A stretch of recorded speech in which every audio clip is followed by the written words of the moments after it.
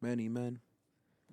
Welcome back Many men. to Club Ambition Podcast. Here's a Rhode Island artist.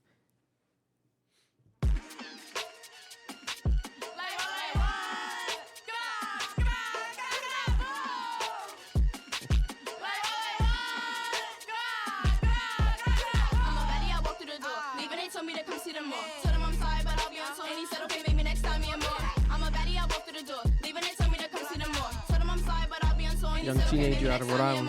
Go anywhere, still know I'm the greatest. Keep it a buck, promise you I'm the straightest. Youngest one here, yeah, I guess I'm the latest. I don't leave the top, but I know what I make is. And I'm coming through, make sure I'm classy. I like them gangs, I can't have them sassy. Better first place, and they mad they can't pass me. I go with the yummy, feel like they harass me. And I know they all take wanna be me. And I know they all mad they can't see me. And I know they all mad they can't be me. And I know they all take wanna be me. And I know they all mad they can't see me. And I know they all mad they can't be me. Gra. I'm a baddie, I walk through the door. Leaving, they told me to come see them more. This is definitely a Victor song, though. Victor, little baddie. Yeah. So crazy, you go on a list. But you what you want to kiss. Won't say no names because I really don't. I just slide to the crib and I swear I don't miss. I just can't see why I'll sleep on the goal. I'ma be at the That's A to G right there. Next time, check her out. She's a teenage artist, I'm being told, from Rhode Island. That shit is hard. That shit's She might be hard, from bro. Wooney. I have to double check. She might be from Wooney. I don't But know my comments about Woonies. shout out to her. You know, we're gonna be playing more and more new up and coming independent artists out of Rhode Island every episode, top of the episode. But we are back again, Club Ambition Podcast, episode 119. I am Sound, and this is the co-host Noel right here, holding it down with the Van Gogh sweater, looking slim, looking very fancy. You know, That shit looks itchy, bro. I ain't gonna lie to you. Nigga, this shit is comfy as fuck, bro. I'll tell you that much, nigga. I feel good. That shit feels. wait, do they hear that? Yes, it's Marloon's voice. Marloon is I'm back, ladies and gentlemen. I'm back, guys. I'm back. Listen. I wasn't here last week because I didn't want to get my little nephew sick and shit in case, I got one of these motherfuckers With the sick zombie and then, virus. The zombie virus. Nah, throw up the signs. Bro, throw I up the was, signs. I was, you know what I'm saying? I was fucked up. I was fucked up for like 2 weeks, yo. That fucking music, the mucus was fucking ridiculous. The music is crazy. He's talking about Playboy Cardi music. Yeah. That shit was bad too. Yo, but nah, real talk though, that shit looks like it pulls on your like hairs, bro. I ain't gonna lie to you. Yeah, that's like It's a nice ass sweater. I'm not trying to diss it. cashmere. Appreciate I'm it. just saying, like, It don't, though. Nah,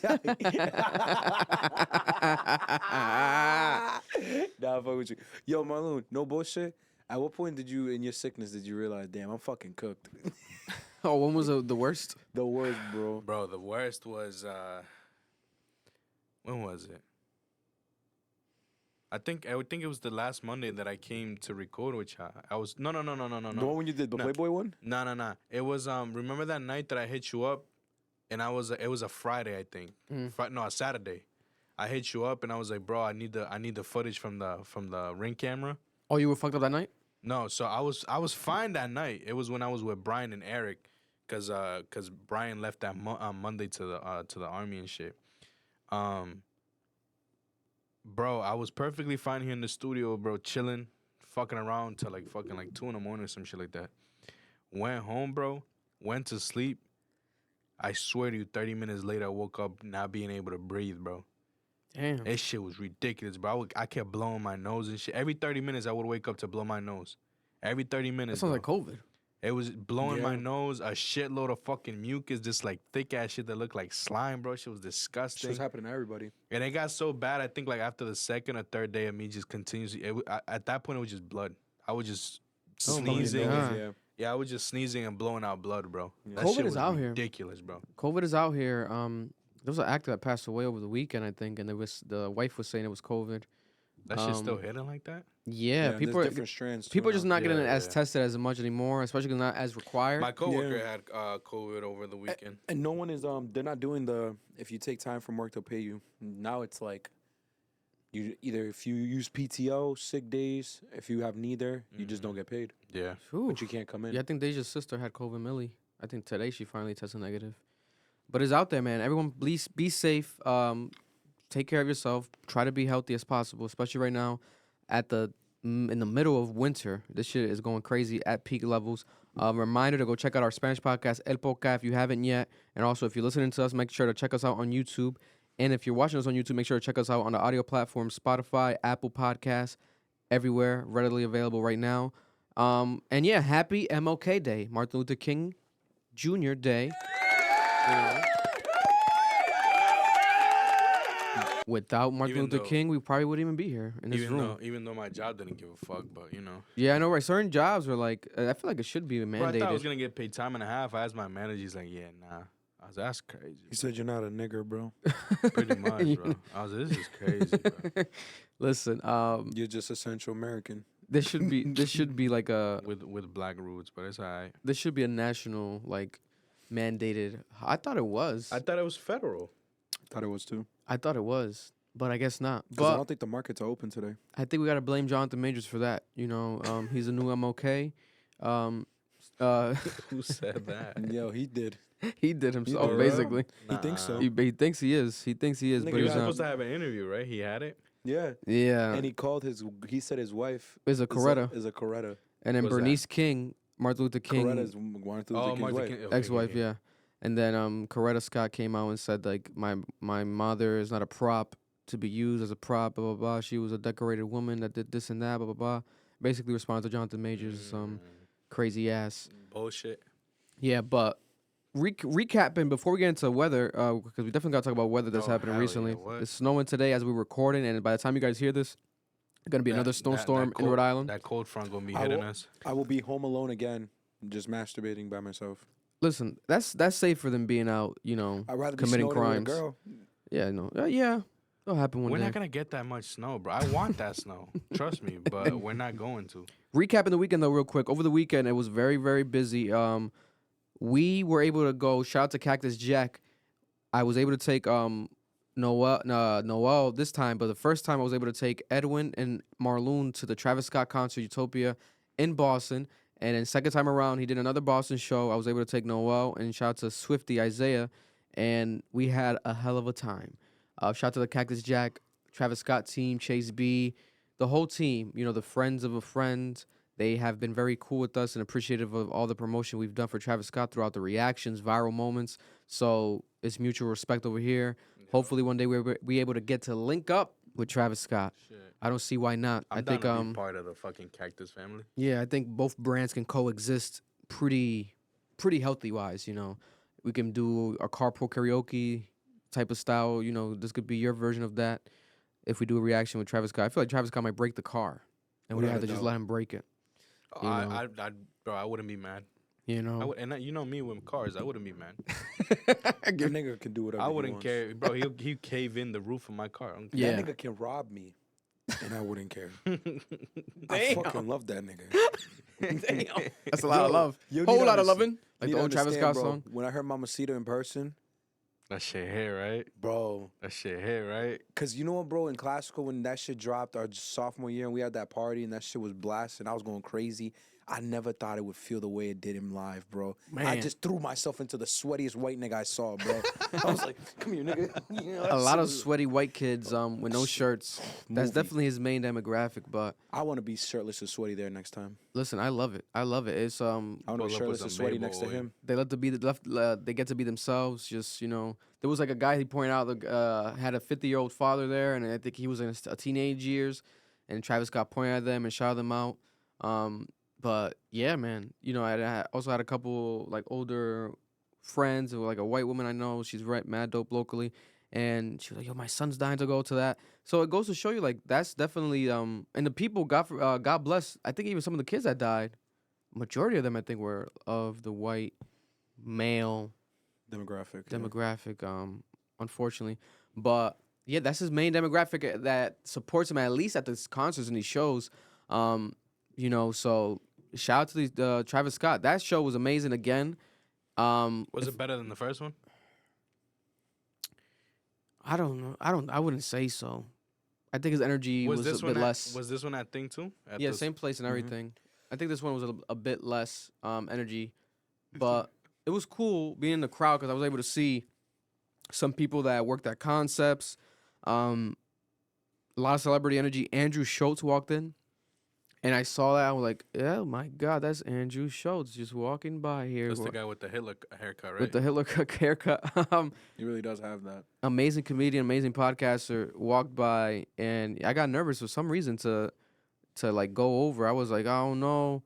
I kind of felt like there was like a private or section, but in reality, looking back at it, he was He just was on floor. He was in general admission just like us, but he was all to the way to the side because he came from the back. In his video, it shows like he's coming from the back, but then when we saw him, he was coming in like how we were coming in. We came in, yeah. So I was like, I don't know what's going on. Maybe he was just going around. Maybe he went to get something to drink, maybe something to eat. But yeah, that was incredible to see. We also saw fans out there, listeners of the podcast, watchers of the reactions, subscribers. We appreciate all of you genuinely. Took a couple photos with a couple of them. You are not taken for granted. Thank you very much. That was amazing. And in the comments of the vlog, a lot of people were like, "Oh, I was there in the crowd. I saw you. Oh my God, I saw you. That's me in the video." So that's dope when that happens. I love that you guys, just are being yourselves and never be afraid to show love because we are not anything without you guys. And on top of that, we also went to a 50 Cent event, the Sugar Factory in Boston, invited us to check out. They wanted to do some media. It was kind of a mess, the event. I'm not going to lie. Being blunt as possible. It was very restricted guest list. There was limited for us. So I'm thinking, like, we get there, it's going to be limited. And there's just a bunch of random people. But there was, like, a bunch of, like, it was open to the public. And then when 50 Cent arrived, it was mayhem. Like, first of all, he was drunk. I would have laughed, bro, if I was him. And 50 Cent doesn't drink. After seeing y'all stories, bro, if I was him, I don't know. What the fuck? No, he loved that, though. Because he was just drunk. He was just drunk. He loved it. There was moments like he'll look at, like he was taking selfies with people and like pointing while eating. And like he was like pouring the drink because it was his event for his drink. The Branson, the alcohol company. So they were making drinks with like the sugar candy vibe and the, what's that called? The ice that's mad like cold, that thing? That mixed smoke? Dry ice. Dry ice. Yeah. So they were doing that and he was like posing. He was like, you getting it? You got it? Because it's all marketing for him. So he knows what he's doing. Right, More right, of a fucking 100%. advertisement sort of. Yeah. But and right when he walked in, he was dancing when he walked in, and he was taking photos with mad people. But it was packed. It was like over capacity. You didn't get a pic with him? Hell no, bro. We tried everything. It was like what we should have done was waited upstairs. We didn't know who was gonna go upstairs. It was a whole mess.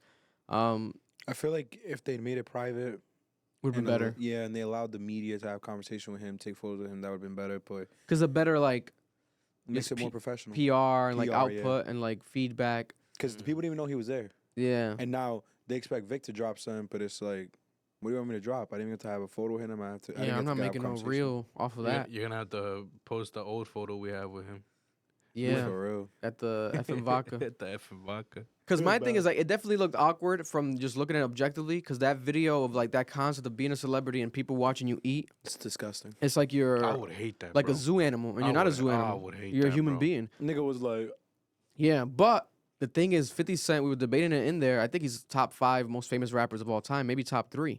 If you really think about it, like all time, he's extremely famous. Is insane. So like his presence makes people go crazy. Like there's a bunch of women in there, like. Oh my God, like older white women, like, oh my God, this is 50 Cent. Oh my God. And like they were getting selfies from far and they were still amped. They were like recording him, 50, this is your drink. And he was like cheering them from a distance. And that was good enough for them. Like they just wanted that, so that's that 50 Cent effect, bro. You don't get that with much people. 50's a goat, bro. So he's definitely one of the greatest of all time. So he knows it comes with the territory. And, he was just drunk. Like he was like. Looked like a sad drunk frog. Yeah, like he was drunk. Sad drunk frog. And I don't really think he drinks from his interviews and stuff. I remember him saying like he doesn't drink. Maybe I could be wrong, but I don't know. Maybe I'm confusing him with Floyd. I know there's a friend group of his. It might be Floyd that doesn't drink at all, but there's certain people. I could have sworn 50 Cent was one of them that does not drink at all. But Andrew Schulz was also hanging out with 50 Cent. He went to the 50 Cent after party after the Sugar Factory because Andrew Schulz had 3 shows in Boston over the weekend. So it was a very star-studded weekend in Boston. It was crazy, So we were able to kind of rub shoulders a bit, be 3 degrees of separation, whatever the term is. But hopefully one day we'll be able to chop it up closer with these individuals rather than just, being within their presence. But it'll happen. I think I was ready, though. I was like, yo, in my head, I'm like, I was even mad we didn't get the mics from here because I was like, yo, if we get to really interact with 50 and I ask him one question, I'm gonna just ask him about Diddy, because I know he's gonna be ready for it. It's gonna go viral. People want to hear him talk about Diddy. Be like, yo, is a Diddy documentary really coming? Are you really gonna do this documentary? We've been waiting. Everyone's waiting for a documentary. Are you really gonna do the Diddy Do It documentary? Is it really gonna happen? But he was so drunk, bro. I was better off not getting him on camera saying anything, because he probably would have said something and would have got regretted. And that same night, he hopped on Kai Cenat's stream, and he was drunk, and he was cursing out Kai Cenat.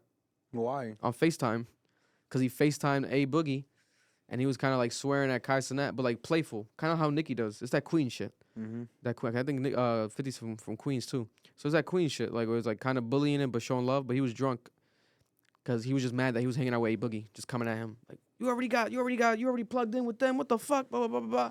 Something. That's hilarious. Yeah, but he was drunk. You could hear him on the phone. He was like drunk, and I'm like, damn, that's from that Sugar Factory shit. You know what I'm saying? But shout out to those individuals right there. Moving on though.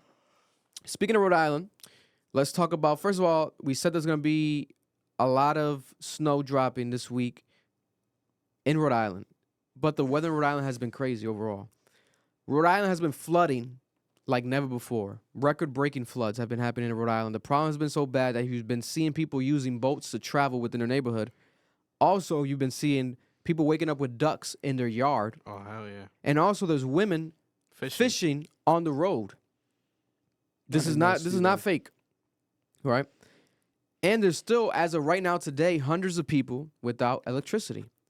You know, shout out to John Hope, my boy John Hope, our boy John Hope, friend of the show. He said that he's been spending all day taking water out of his basement in his Johnson house. You know, so this is a real thing. There's a neighborhood in Johnson that was actually mandatory evacuated. They had to get the residents out of there. No other option. They had to get out of there to survive, because the houses were flooding at a high level rapidly. And there's also now, they had to go door to door to notify the residents, but there's also now a neighborhood in East Providence around the Abbott Street area that is being demolished, because this neighborhood keeps getting flooded, and it keeps making everyone having to be held captive in their houses.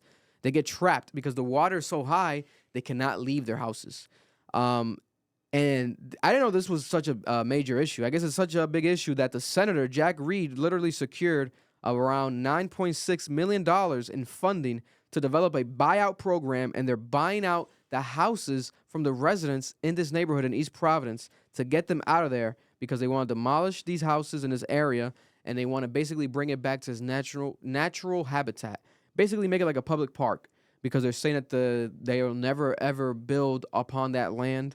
It's that land is not healthy enough to build upon it anymore. So far, they've bought 14 homes and 5 vacant lots.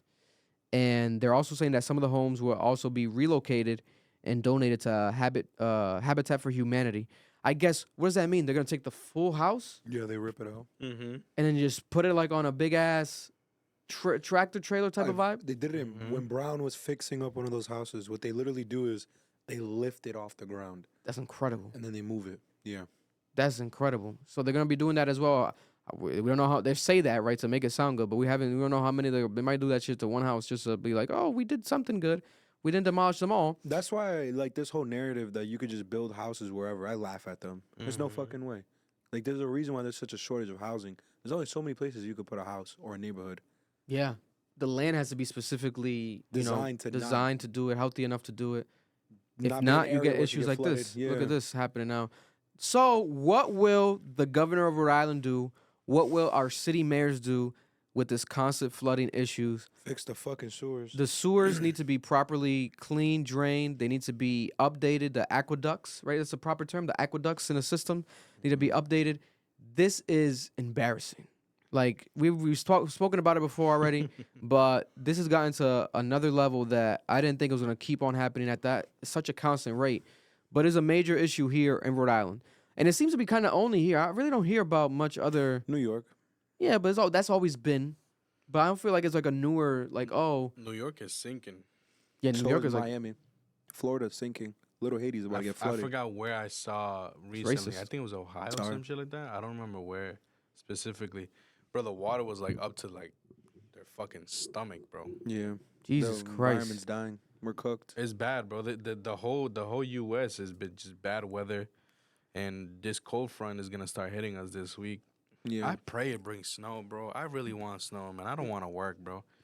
But Oh, like it's I been hear 'em. it's been some low bitch ass snow, bro. Like I want roast snow. all the motherfuckers be having snow up to their foreheads, bro. And we're over here getting shit that embarrassing, bro. Climate change. Moving on, a couple other Rhode Island topics to talk about right here to break. And for a lot of people who don't know, a lot of things have been happening locally. A man has been arrested after he kidnapped his son and led the police through a multi-state chase across What the New fuck? England in a car. Right? Rhode Island State Police have arrested this man. He allegedly drove off with his son and led officers chasing through 3 different states: Rhode Island, Massachusetts, and Connecticut. How did he not get away? Around 8:30 p.m. on Sunday, state police received a be on the lookout request for a Jeep Cherokee involved in a kidnapping incident in Southbridge, Massachusetts. Seth Parenteau, 40 years old, allegedly took his 15-year-old son, who is severely handicapped, after making concerning comments regarding the health of the juvenile. At one point, the Jeep was spotted on I-95 South in Providence, according to state police. Troopers tried to pull the man over, and he fled and entered Connecticut before re-entering Rhode Island back again and coming to a stop on Church Street in Richmond. The parent was arrested on charges of eluding, reckless driving, child endangerment, and obstruction. He was arraigned before a justice of the peace and ordered to be held on a $6,000 surety bail. Very different terms here. Maybe because he's the parent is different. They're talking about justice of the peace. They don't really usually say that. And then also a surety bail. I've never heard of that. I never heard that in my life. But $6,000 on. He has a bail of $6,000. State police For a cross country. All right, bro. No, right. Yo, That's state cheap, police bro. said that he's being Yeah. held at the ACI as he awaits bail review hearing on Tuesday. His son was taken to the Hasbro's Children's Hospital to be evaluated before being released to a representative from the Massachusetts Department of Children and Families, basically DCYF. Anyone with information about the kidnapping, please contact them, they're saying. So, he kidnapped basically his own son. Details are scarce, but it sounds like, oh, is that possible? Technically, it is possible if you don't have proper, rights, full guardianship of your That's child. what I was gonna ask. Yeah, if You if know- he's not around or like if he doesn't have custody. Which is usually what happens. But it Yeah. sounds like he did know the kid. So what the hell is he doing? Yeah, that's crazy. This don't make no sense. I need more about the Driving so story. much, driving No. through over there and coming back. That's you must. Yeah. I mean, Mass to Rhode Island, Connecticut. That's That's like 2-3 hours. bro. That's Hell yeah, man. bro. We're Well, Sunday night maybe not too much because there's no really traffic But Sunday it's night. still like an hour and 30 just to get to Connecticut. we're like 15, 20 minutes away from Connecticut right now. No, we're not. Bro, you go No, bro. Go through fucking Situate. and Nah, you- North Kingston's probably like a good 30 from here, bro. No, you don't have to go that way, bro. Just go. Oh, you mean like the towards another way? fucking Situate Foster, like bro. that highway we took with Isaiah, the That 295. shit that just be dead, Had us, bro. had us bro, we went to Boston in 30 Bro, minutes. I don't know what the fuck. Bro. We teleported, bro. 295, 295 something, bro. That shit had me in the backwoods of one socket, nigga. Yeah, confused as fuck, bro. Bro, we went to Boston in 30 minutes. I'm like, where are Bro, we going? all you gotta do is go through fucking Situate Foster right here, bro, and you're in Connecticut in like 25, 30 minutes, bro. Listen, I believe it. This man travels a lot, so I believe him. I gotta buy a lot of parts in Connecticut, bro. Speaking of Rhode Island, though, also, this is another story right here. Taylor Swift, remember Taylor Swift came here recently to visit Gillette Stadium. And So did Taylor hit us Swift, up. yeah, Taylor Swift, when she came to Providence, Rhode Island, she landed in TF Green Airport. She had a police escort to go watch her boyfriend Travis Kelce play at Gillette Stadium. This police escort cost $1,600, according to Rhode Island. This is the price that $1,600? $1,600, so $1,600. That's the price that the state has to pay. Rhode Island has to pay for this escort. State police said that they have an agreement with Robert Kraft to provide escorts to the stadium whenever necessary, and they were contacted to escort Taylor Swift to the state line where Massachusetts State Police picked up the motorcade. This is like some presidential shit. I didn't even know this that. I thought the Rhode Island ones would just take her all the way.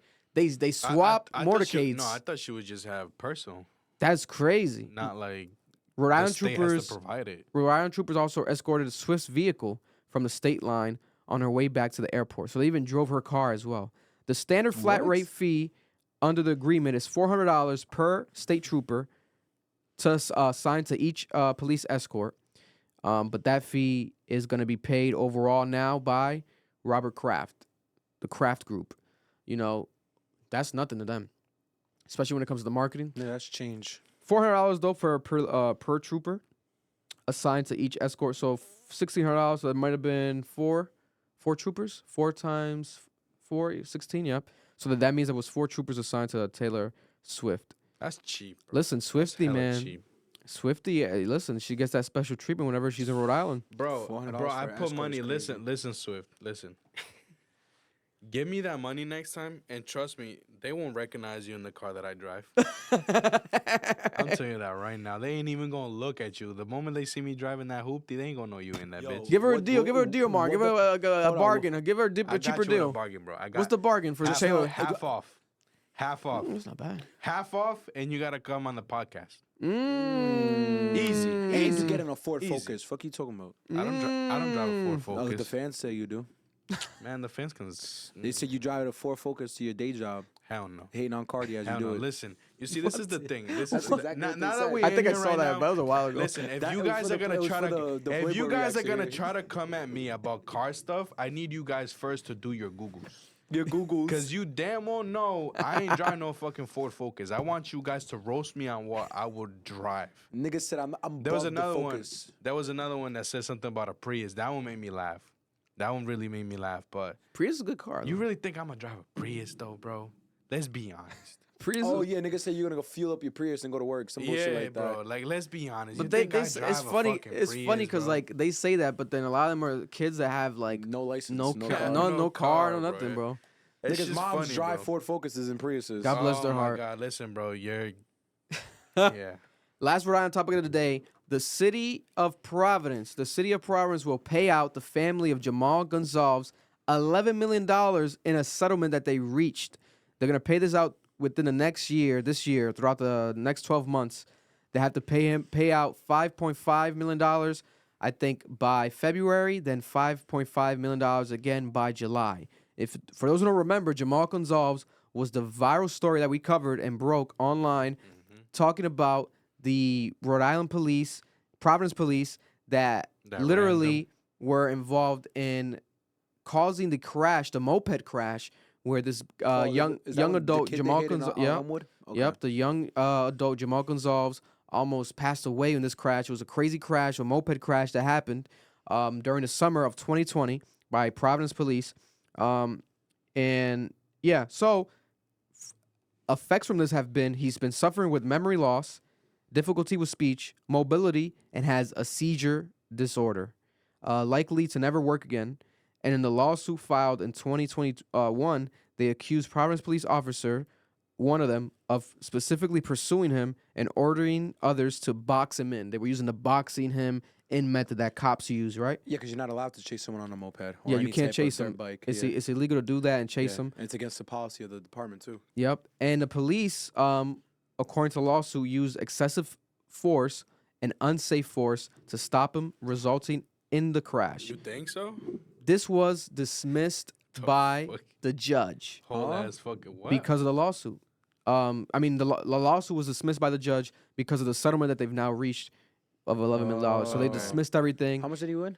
$11 million. It's a lot Good of money, for bro, for a him. family, bro. Wow. $11 million. I hope he invests that shit and never works another day of his life. Good for him. $11 million. Because $11 the million. bitch ass niggas was really on his ass, bro. When I Yeah. watched the video, I couldn't Bro. believe it. Whole ass fucking Ford Explorer ramming his shit. Yeah, because they reached a settlement, I think last year, but then there wasn't details on the amount. They didn't want to reveal until everyone signed off, but now it's public. $11 million.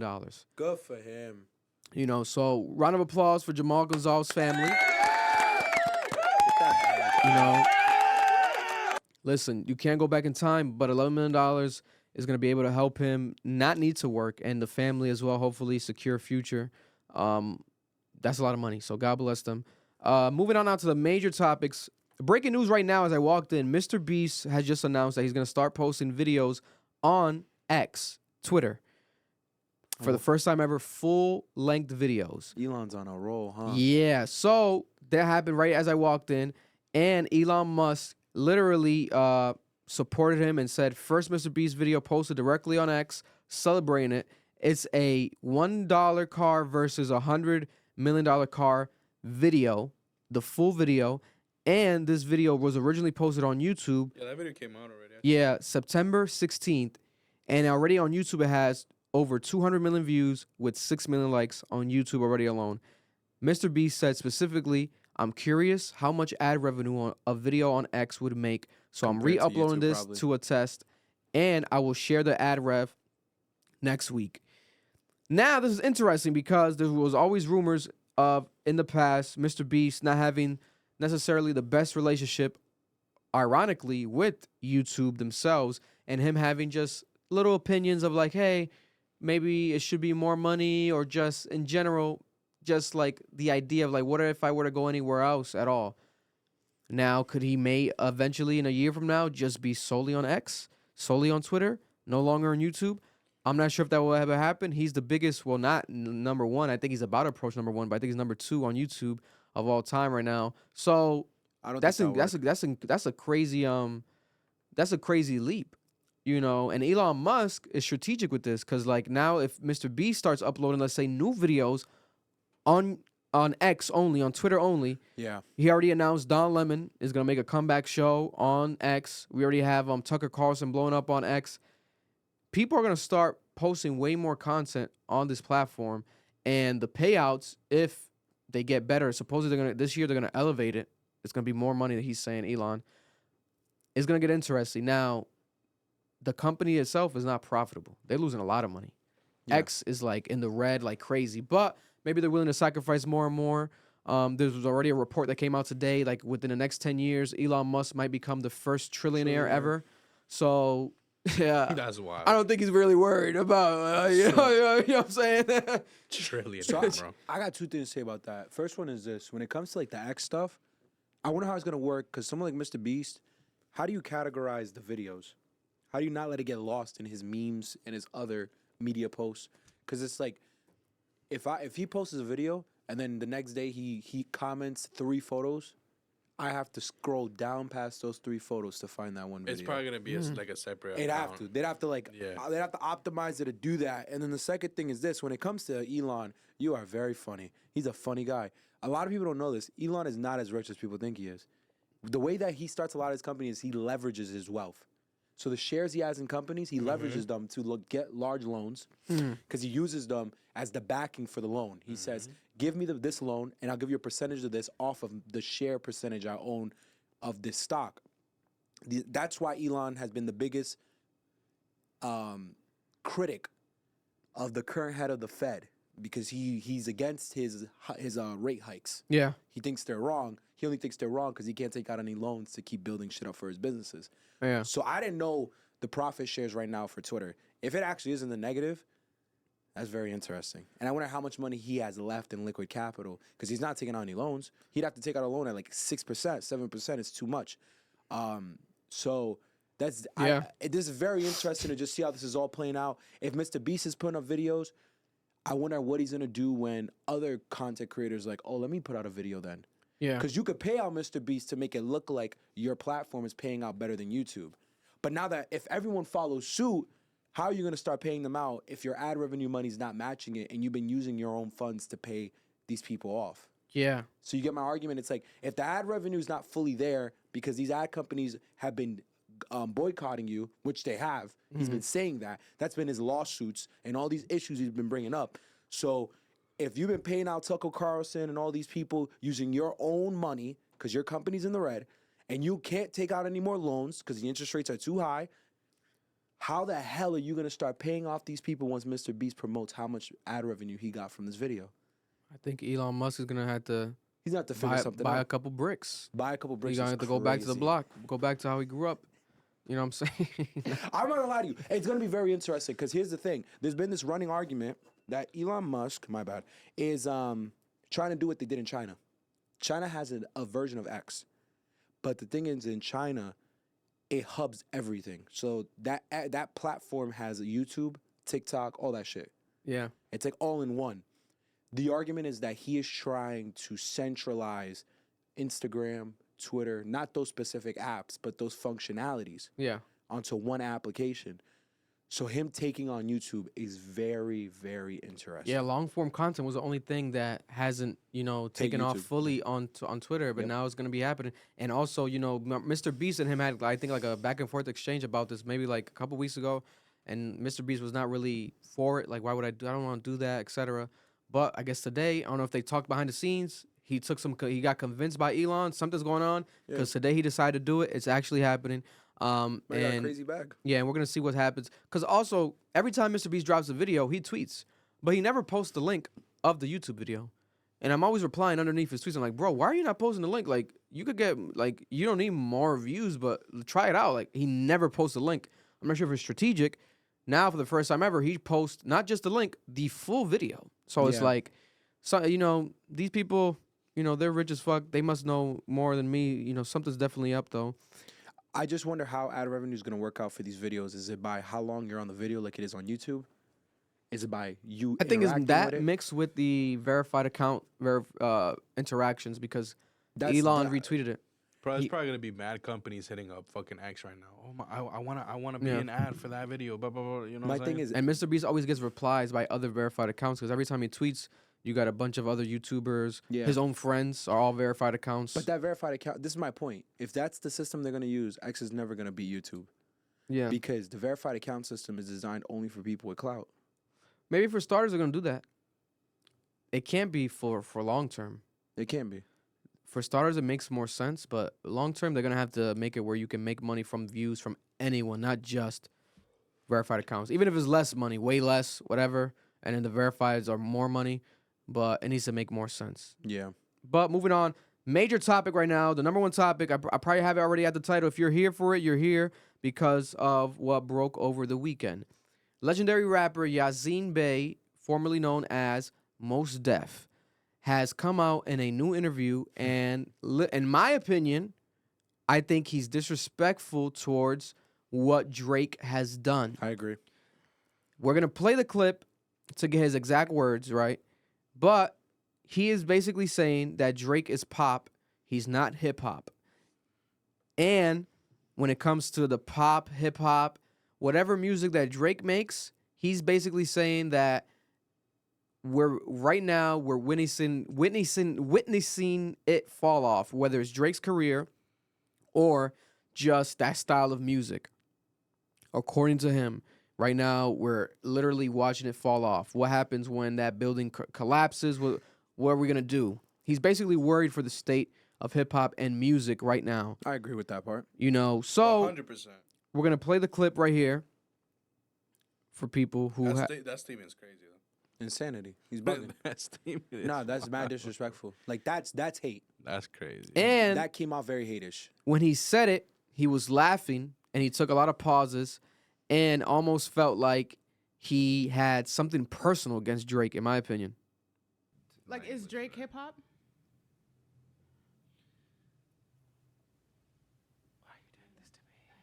Drake is pop to me, in the sense like if I was in Target in Houston and I heard a Drake song, it feels like a lot of his music is compatible with shopping. You know what it is that he said that? He literally said that.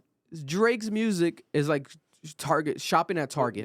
What the hell? Wouldn't you think that because of the fact that he makes a lot of universal music? So this is my thing. What? Right now, the music Drake is making, I agree with that statement. Yeah. But his entire career? No. No. You're lying out your ass. Yeah. You're hating. Like you're hating right now. We'll play more of the clip right here for context. The interview is laughing. Shout out to her though. She did a good ass interview. Or it's Commercial music, yeah. shopping with an edge in certain instances. Fair. I like Drake's music, but I understand exactly what you're saying. Of course, I mean, I It's get commercial, entertaining, fun, good, It's formulaic music. it's likable. Likable music, yeah. It's likable. They definitely gonna bring. It's likable and he's taking long and pauses. Yeah, nah, he's hating on Like his ass. he, He's it's hating on like his it's ass. like this is like very like what are you doing? I'm already this? waiting for a video of someone that sneaked in of this him listening to Drake or some shit. You know what I'm saying? Bro, Drake is about to drop a diss track saying I'm most definitely this and most def. He's gonna obliterate this guy. I'm telling you right now. It's gonna happen. We're just gonna give it some time. It might be right now. Cause look at this. He's laughing. You know, I'm gonna leave you alone. We're gonna move on. So many products. So many SKUs. So many SKUs. Look at all these SKUs. Oh, so many. You know what's so products. funny? That's So such much an intellectual merchandising, thing. so I many love this- barcodes. I love this mall. Look at this place. I mean, look at this place. They have everything. Everything's here. They have everything here. Oh, this is great. This is a new Drake. You hear it? It's great. Okay. What happens when this thing collapses? What happens when the columns start buckling? Are we not in some early stage of that at this present hour? Are we seeing like the collapse of the empire? Buying and selling, where's the message that I can use? Right. You know, what's in it for your audience apart from like banging the pom-poms? I truly enjoyed that argument, and he went about it so haterish. His delivery is the main thing. Is like it's not necessarily just solely if you quote what he's saying. Is the delivery and the nature and the cadence His of his reaction. is coming off like it's You're a like hater. it's a joke to him, and Yeah. like he's way above it and he's better. And it's like, brother, first of all, when Mos Def came out, Mos Def is a rapper, yes, but Mos Def also sings. Yeah, Mos Def also acts. yeah. Basically, Mos Def is Is a this- version of a Drake. Without Mos Def, you can argue that there probably wouldn't be a Drake.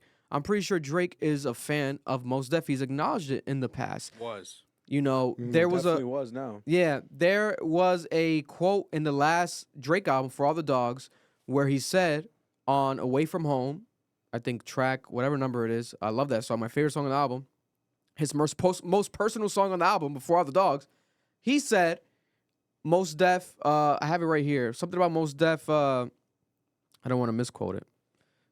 Mos Def gave me like a rack for performing, and Mos Def gave me like a rack for performing.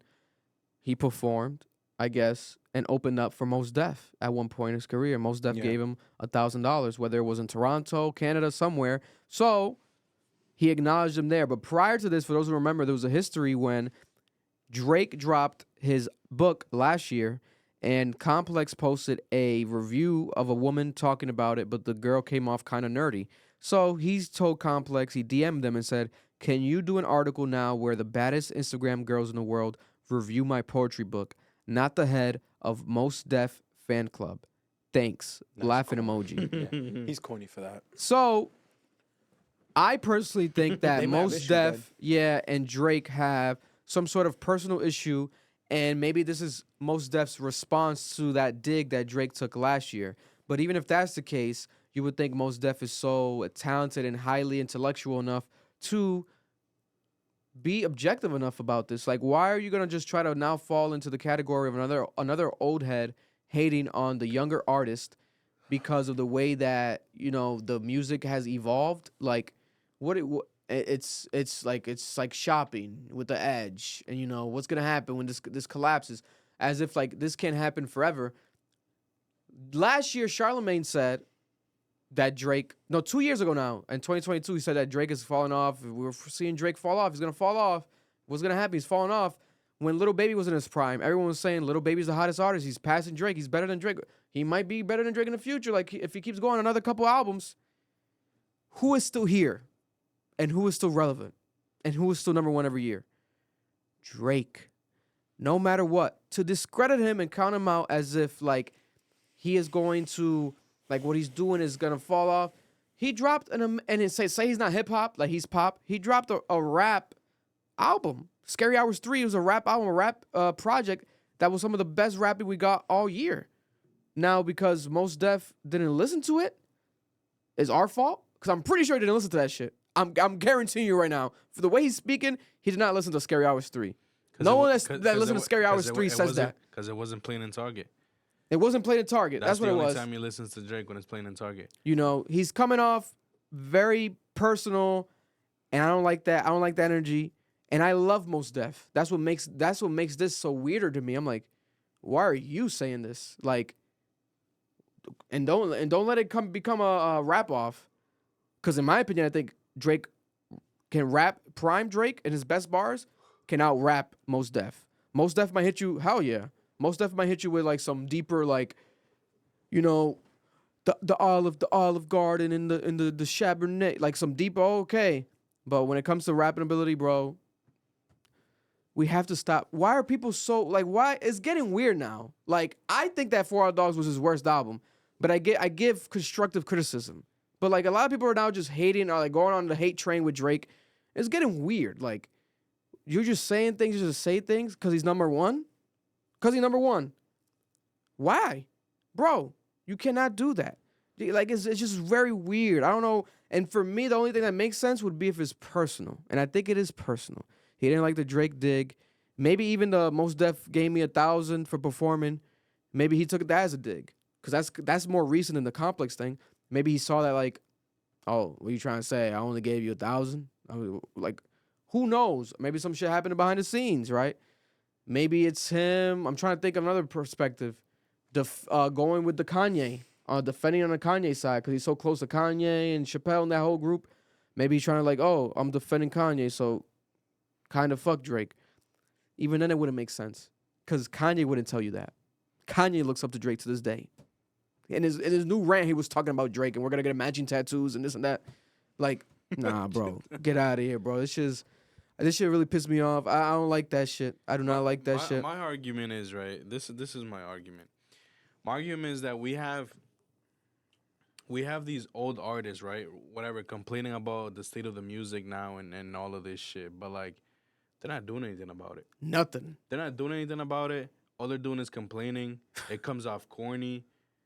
And then, I don't know, it's to the point where it's like you guys have the time to, quote-unquote, sit down, view whatever the fuck is happening with the industry, complain about it, give your opinions on it in a very, like, petty manner and shit. Very embarrassing. It's whack. And then y'all don't do anything about it. So, in all honesty, in my opinion, we can say that the old artists and shit like that, it's their fault for for hip-hop and shit to start dying down. As well. You know what I'm saying? Yeah, they have to take fault. That's a good take, more. Y'all let this shit fucking go downhill. Y'all didn't pick it up halfway through, you know what I'm saying? So now you guys think it's at the rock bottom. But now all you guys are doing is fucking complaining. And the thing is, too, is because of the fact that y'all didn't try to stay relevant while it was fucking falling. If you were trying to come back right now, ain't nobody gonna rock with it because the majority of people might not even know who the fuck you are besides just knowing you for making these fucking dumbass comments. Yeah. I don't know, man. That's my opinion. Yeah, because he did drop an album, wasn't it last year? You know, he has a rap group with... No, I don't know. I don't remember. With Talib Kweli and Mos Def. Why am I drawing blank on their rap group? I'm going to find it right now. Group name. Because a lot of people want Black Star, legendary rap group, Black Star, him and Talib Kweli. They dropped an album. It came and went. It didn't impact culture. People were like, oh, Black Star's back. Okay, it's cool. They had a podcast with Dave Chappelle. The podcast was actually pretty cool. No one really heard it because it was like on a certain app. You have to pay a certain amount. It wasn't even like readily available. So it's like, Mos Def, you're just hating. Complain if you're going to complain, but do something about it. You have more power than me on this microphone. You have more power than anyone out there that's on Twitter. You're Mos Def. You could probably connect with Drake in person and maybe advise him, give him A&R play, like do some actual fucking helping if it's that serious, rather than laughing it off and like, what are we gonna do? This is falling, nigga. What are you gonna do? You're just gonna keep like, what? You laughing? You're Mos Def. You're too legendary to talk like this. Noel, go off. Yo, don't say it like that. Don't say it like that. Nah, because these niggas swear I hate Drake, bro. I'm tired of this shit. Yo, before you fucking idiots decide to come at me, I really want y'all to, like, listen to my point. I agree with y'all. This is some hating ass shit. But it's some hating ass shit because you try to discredit Drake's entire career. You don't do that. Drake's the one that started the AM PM trilogy series, whatever you want to call it. Drake is the one that had the legendary fucking rapper behind his back on these tracks, going crazy, dropping classics. Drake is the greatest rapper to ever live, in my opinion. He's number one. Yeah. That is through and through. He has, I could say 2 classics under his belt. Some people say I'm stretching. I don't care. I have 2 for him. He is Pause. an amazing. Pause. He's an amazing lyricist. He has an amazing career. He has an amazing discography. However, Mos Def is absolutely right. At the current moment, shopping music. And that is what happens. Like, this is where capitalism has taken us. Art has been, it is like been reduced to this garbage formula. Going to Target. There is a nigga on TikTok, mad big. Mad fucking big. Set up his tripod while Drake is in the back and this nigga's looking at candles. Yeah. I fucking hate that nigga, bro. With the dumbass, his basketball highlights with Drake in the back. You know what his basketball highlights are? Him passing the ball. And he's actually shopping. He's actually shopping at Target. Yeah. He's making the Target lady stop her scanning the item so he can set up his dumbass little tripod. Yes, it's shopping music. It's shopping music now. That's what it's become. It is formalistic. It is to get a certain sound. And you know what? The fact that Drake is still relevant also speaks to that. Drake is a genius. Yeah. He's found a way to stay relevant in this shitty ass society. Your culture sucks.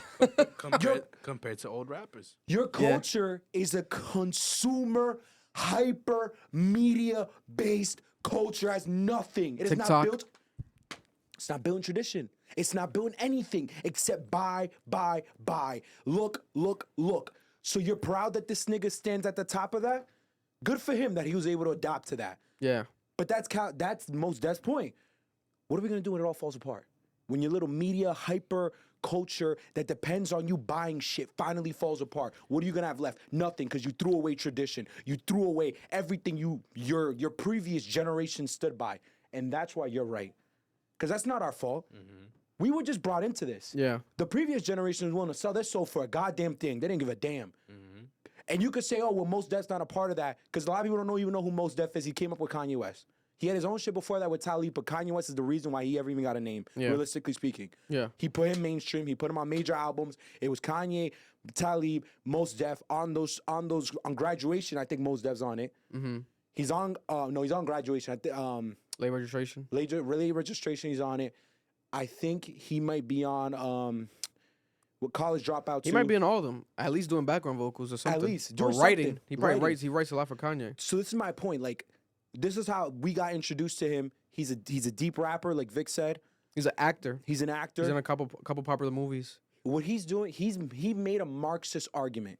What he was making was a Marxist argument, and he was so narcissistic about it. That's why it came off as haterish. It's like, bro, like Vic said, you're the old head, you're the OG. Stop being such a fucking pompous dickhead. Yeah. And speak and actually explain your point. And this is his point. We live in a hyper consumer culture where you go and you buy shit and you have your little pop music in the background encouraging you to live this hyper consumer culture, because that's what Drake does. Drake is hyper consumer culture. He tells us to participate in consumer culture. Mos Def's argument is, when it's all said and done and this shit is gone, what do you have left? You lost God.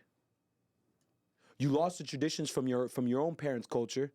What do you have left once American consumerism is dead? Nothing. You're nothing. You are just a product that somebody is buying and selling to. Sorry. Yeah. And the head of all that is Drake and his music. 100%. But at that point, can we say that the old heads are waiting for that to happen for them to become relevant again? And if that's the case... I hope not. That's some fucked up shit. Exactly. And if that's the case, that comes off very weird. You know what I'm saying? It does come off weird. Because it's like, again, like I said, it's just you guys, quote unquote, they live by this, like, I don't keep up with all of that bullshit, this and that, blah, blah, blah, blah. But God forbid someone asks them, they make these fucking remarks and shit. Yeah. And now it comes off to the point where it's like, okay, you're talking about when this shit falls off, this and that, you guys have lost touch, whatever, blah, blah, blah. Are you guys waiting on that? And if you guys are waiting on that, are you guys going to be ready to fucking pick up on it and capitalize and shit? And actually bring up a generation of people who can, like, be a part of this society. Like, are you guys, like, at the end of the day, this is all a system, right? Yeah. So it's like we grew up with whatever we grew up with. That shit became old. We have this hyper-consumer shit now. This shit's going to fall off, obviously, to a certain extent. And then what's next? Regardless, what's going to matter is they're going to be the artists that manage to fucking pick up on it and keep with it. And who's going to do that? And I think that's what Vic's point is like, yo, Mos Def, you bitching and being an old ass head. Bro, be a fucking leader. Yeah. Hell yeah, but because my thing is like, he said all this, right? And it's like, okay, he said this. Mos Def has said this. Now it's out there in the air. Majority, everyone's upset because of the fact, like, yes, Drake does pop music, but Drake is not. To say he's not hip hop, That's disrespectful. is disrespectful to his entire career. He is not one dimensional. He is probably the most multi-dimensional rapper to ever exist. I agree. He'll rap to you literally in Spanish, literally with a UK accent, with an Australian accent. He's created formulas. He has created flows that have Yeah. never existed before him. Yeah. That whole Spanish formula they're doing, where they're putting English niggas or Spanish niggas, before he got on that song with Romeo, that was never happening. Never happening. Never He happening. built the formula. Bro. But my point is, Vic, is like, Mos Def and niggas like him, those old heads. What type of leadership would you want from them? Because they're Yeah. not making good music. Yeah, what do you want? Their artistic shit is gone. They can get on a song as much as they want. It's gonna be ass, bro. It's not gonna sound good to us. It sounds dated. It doesn't sound well. So what do you expect from them? Because we can't just tell them not to have an opinion. But I agree with you. If you're gonna have an opinion, my nigga, you better do something about it. As a leader, Yeah. as an older person in the culture, I'd expect you to get the fuck up, like you said. Possibly call Drake. Possibly like, bring up younger talent. Like, do something. Why are you just bitching about how this shit's gonna fall apart and this hyper consumer culture is gonna just fizzle away and we're gonna have nothing left? Yeah. And also, if we're being bluntly honest, is it really our fucking fault that also there's not as much substance out in the music when the most popular artist that has maybe had the most substance in recent times as far as rap goes, Kendrick Lamar, is scared to drop music, disappears for 10 years, and we got, when it comes to R&B artists, Frank Ocean, mad substance, my favorite R&B artist maybe of all time, disappears for 20 years. What the fuck are we supposed to do? They're disappearing. They're scared to, they're hiding because they have regular lives. Well, why is Kendrick coming around and saying smoking on top 5? You ain't doing shit. Because you said that, then you disappeared. You're trying to push your cousin on us. He's not. You're trying to push your cousin on us. And it's like, And you bro, ruin your cousin's career. I sorry. like Baby Keem to an extent. Nah, he that ruined nigga Baby is Keem. not Baby gonna Keem. push the culture forward like you No, are. You're Kendrick 100%. Lamar. You're Kendrick Lamar. But I know, and the but fan these- said this, that he said he didn't rap for a year because he had nothing to rap about. What the fuck are we talking But about, bro? that's two artists that at least they haven't come out and complained and shit. Drake keeps dropping, nigga. Yeah, 100%. He never will stop. No. You niggas gotta live with it. That's it. Next not year wrong. we No, got 100%. what Drake? Think about it. 2024 just started. What Drake are we gonna get this year? We don't fucking know. It's true. Didn't we see something recently? And I was like, oh, we might get that. Oh yeah, he did a video with that nigga was in the video. What's his name? The country artist, Morgan Wallen. I'm like, oh shit, this nigga might tap into a country bag this year. I don't know if I'll listen. Ariana to that. Grande, we heard Ariana Grande's new song. She's tapping into like a Vogue, Beyonce, a Renaissance bag. People experiment. Drake is Mr. When it comes to rapper, experiments or anything. We probably gonna get a country Drake this year. Like, we don't know what the fuck we're gonna, like, he can do what he wants, bro. 100%. I mean, Bad Bunny did it with with the fucking with the ranchero shit he was dropping and shit. Yeah. Yeah, with Grupo Firme and shit. You know what I'm saying? Frontera, but it's like, man, I don't know. This shit it irritates because it's like, yo, like, especially that, like, okay, nigga, the only ones that really could do good substance in a great way, J. Cole, Kendrick. And J. Cole drops, but J. Cole's always on someone else's fucking song. J. Cole's not dropping shit himself either. If we're being honest, his last album was hard, but it was like a mixtape, and he didn't want to push it fully as an album. Nigga, that's just hard. That's what we want you to do. Rap on other people's fucking beats. Get features. Stop trying to be like a fucking closeted, like, my nigga, come on. You know what I Like, think it is, Jesus though? Christ. I think another part of it is this, is like, there's two things. First off, I think Mos Def sees Drake as a culture vulture, even though he's black. He probably hates him, and he doesn't want to say Yeah, it fully. I think he hates him. I think he sees him as a culture vulture. I think he sees him more as a white boy than he does a black man, which is a thing that's happened in the past with a lot of people. They don't see Drake as a black man. They see him as a white person. Yeah, no, he's mentioned it multiple times. Yeah, and they see him as a culture vulture. Yeah. And because a lot of black people in hip hop are very like, they hold that shit to their heart. This is their culture. This is the shit they built. and this is the shit they originally used to represent the struggles they go through, and they feel like it's been deteriorated into what it is now. Cool, whatever. My second thing is this. When Mos Def and artists like that came up, nigga, they gave a fuck about music. Yeah. Yo, you don't come up with Kanye West and you act like nothing is wrong right now. The way Kanye, Pharrell, all these niggas are in the studio going crazy, putting their everything into fucking music. The way Jay-Z's in the studio going crazy. The way Scarface. The way Jadakiss. Like, we talking about legends, bro. You had to sell back then. That's the You thing. had to be in those fucking studios wilding out. Them physical copies needed to fucking sell, bro. It's that they're in their head, they're stuck in that mindset.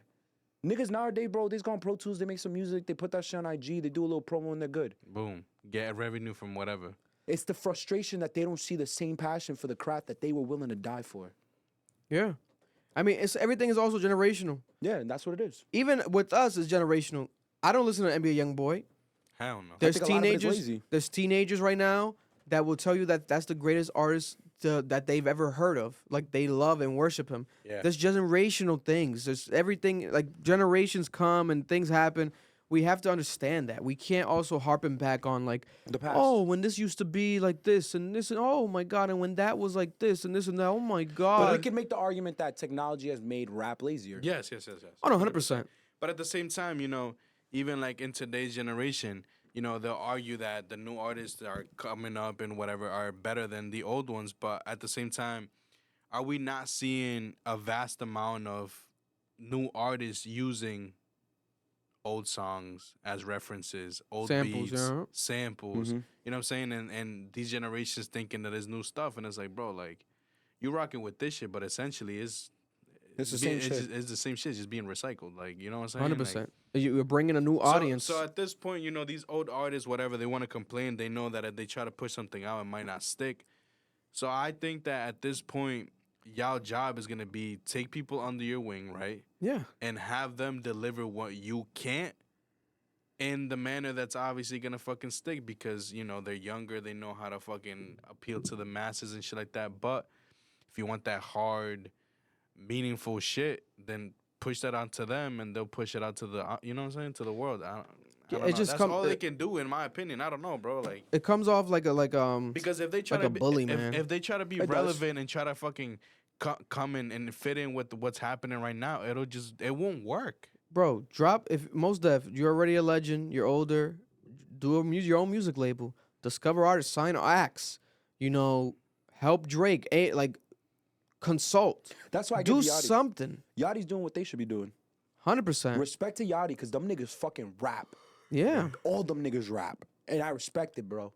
Listen, you got to do something. Like, you cannot be just amongst the audience that complains if you already are a part of the playing field. You already are a rapper, legendary rapper with classic music.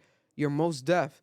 For you to just sit and laugh off Drake, and that it comes off like a bully hater, and you do not want to be like, why is that truly who you are this whole time? Like, okay, like, we didn't know that. We thought you were an amazing intellectual guy.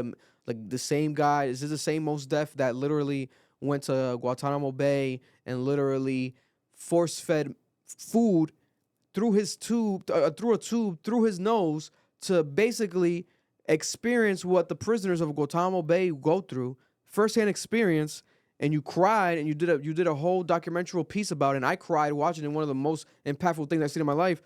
That was Mos Def that did that. You know how to do amazing thought-provoking things. Apply that to a Drake, the music culture. Don't just sit down in an interview and just laugh the shit off.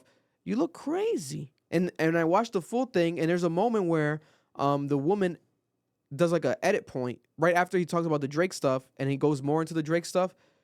So for all we know, he might have went ballistic on Drake, and she took that shit out No, because it without a looked too crazy. She probably did.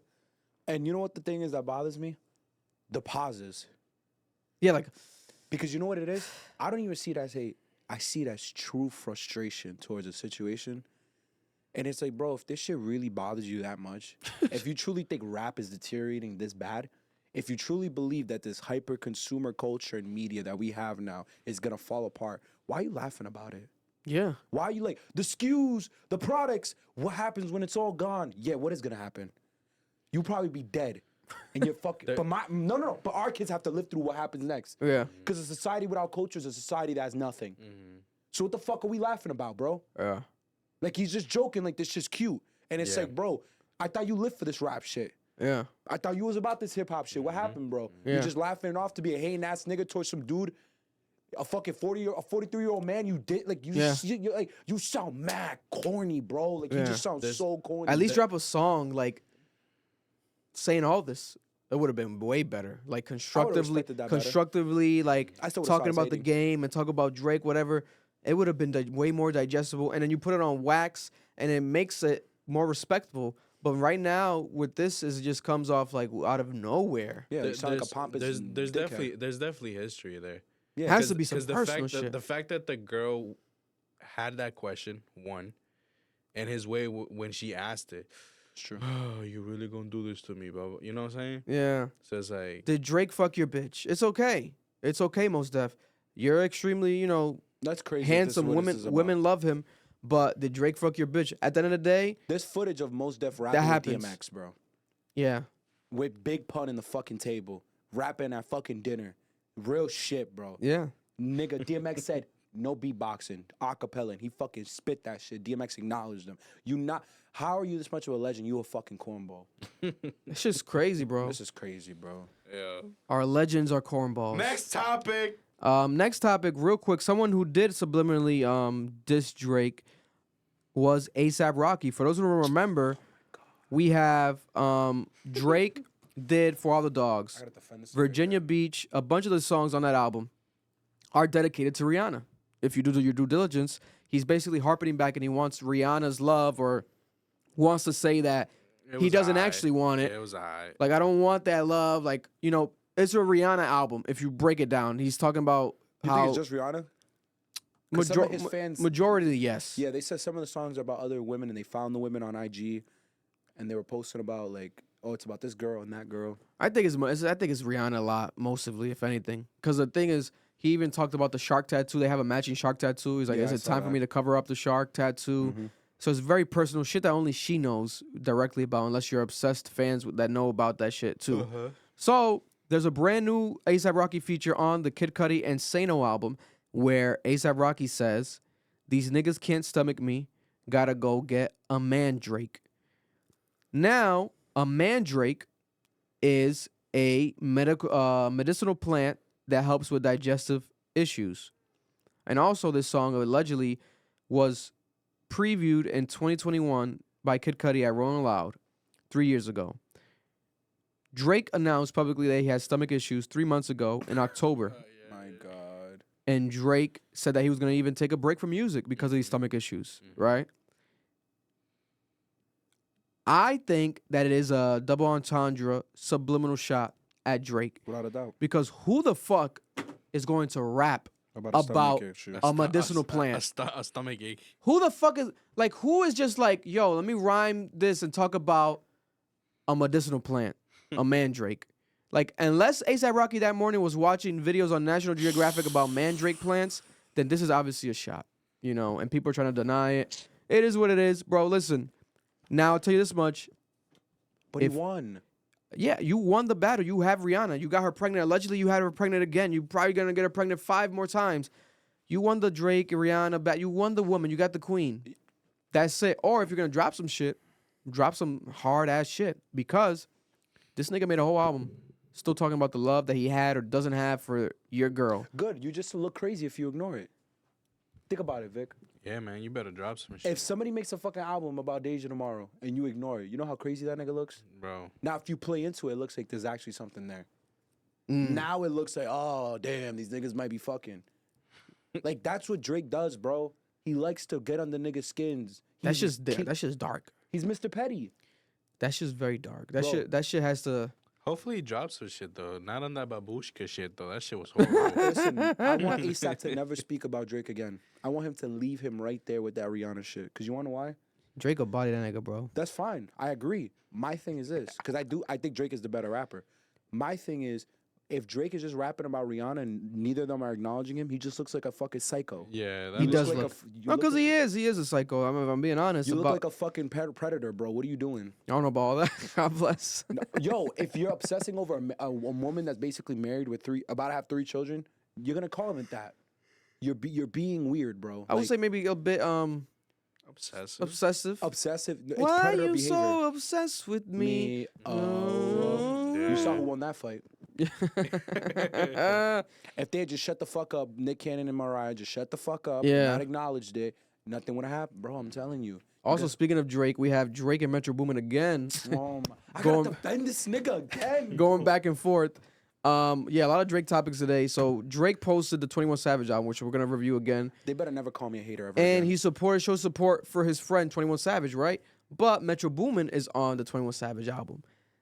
Drake and Metro Boomin are currently going back and forth. They have a beef allegedly over music, women. We don't know, but we do know that Drake covered up Metro Boomin's name with emojis when he posted it on his story, supporting the Burna Boy Just and like 21 Savage song That right song's here. not even that good. A song that's not, it's probably one of the worst songs on the album. And he covered up Metro Boomin's name here with talking emojis on purpose. Then, when it comes to Metro Boomin's response, we have Metro Boomin going on Twitter again and liking a tweet that said, Drake, when Metro's producer tag is about to pop in. And it's the famous gif of when Jim Carrey does it in Dumb and Dumber covering his ears. So this is a direct response, obviously, to the Drake situation, because he saw that. He's like, oh, you're going to promote my shit and support us, but Bro, do that? Can we talk about how crazy fans are and shit like that? That they found that. This They is found what that. they do, bro. This is what they do and put 2 and 2 together, bro. Niggas need jobs. God damn. My thing is Yo, like, put that energy into a fucking job. this Oh also my proves that the person God. that might be able to end this is 21 Savage. He's the middleman between them, and he's the, the common denominator in this situation. You think it's the reason that this is the reason he's not on Drake's not on Why the that album? fucking Maybe, song, bro? Why but then that Drake song? posted it. He posted the album. Maybe that was for pettiness reasons. Cause that's corny to me. Why are you putting 21 in that situation? That's Yeah, supposed to that- be your man's, and you're posting his album to diss his boy. Now, could they just be trolling us at this point? Like, is it like, oh, they're just playing into it to Nah. be funny? I think Metro believes it. I think Metro with the liking of the tweet is not a playing into it. If he would have posted something to like play into it to be strategic, but liking the tweet is kind of like personal. And also it's like at this point, man, just kiss and make up. Like, Yeah. are you guys gonna fight? You can't diss each other because Metro Boomin doesn't rap. So what is this gonna go to? You're gonna shoot each other? Is it that deep? I doubt it. I don't think this is gonna get any like serious, bro. I That's think what- this is cute. This is corny. I find Metro the corniest one here. Oh hell yeah. Because why are you deleting shit? Yeah, Why they're aren't you deleting s- shit. Why aren't you standing on your shit? Like, yo, Standing on business. Drake stands on his Standing shit on every time. business. Yeah, no, Drake just throws it out there. He He doesn't, not doesn't give care. a fuck. That's why I respect Drake. Drake, when he gets in beef, he's gonna stand on his bullshit. But this nigga Metro being a bitch. Speaking of 21 Savage, his album dropped over the weekend. Joe Budden is saying it's his best album. I think it's his worst album. It's called American Dream, but the album doesn't have much talk about the American Dream at all. Maybe a song and a half of substance worthy of the American Dream and his coming up and difficulty. And also if you want to include his mother's intro, outro, right? Which I thought was definitely dope. But then when you listen to the whole album, to me, it was kind of, okay, random. You could have done more here, but okay. The second half seems to be an R&B album, and the first half definitely is that, murder, kill, but on a darker element tone with the production. He didn't try and make necessarily slappers or like radio bangers or nothing like of that nature, high level like that. Also, I think that the features weren't really up to par. The only ones that stood out to me were Travis Scott, which was phenomenal. Arguably Travis Scott's best feature in a years. long time. He's rapping like with no auto tune. For Like a what the minute and fuck? 30 seconds. Jesus, bro. that's what we want you to do, Travis. Fuck. And I would say Mariah Science's singing was pretty dope as Yeah. well. And Lil Durk had a little decent moment as well. I I would like say. Lil Durk's bar. I think his verse was pretty cool.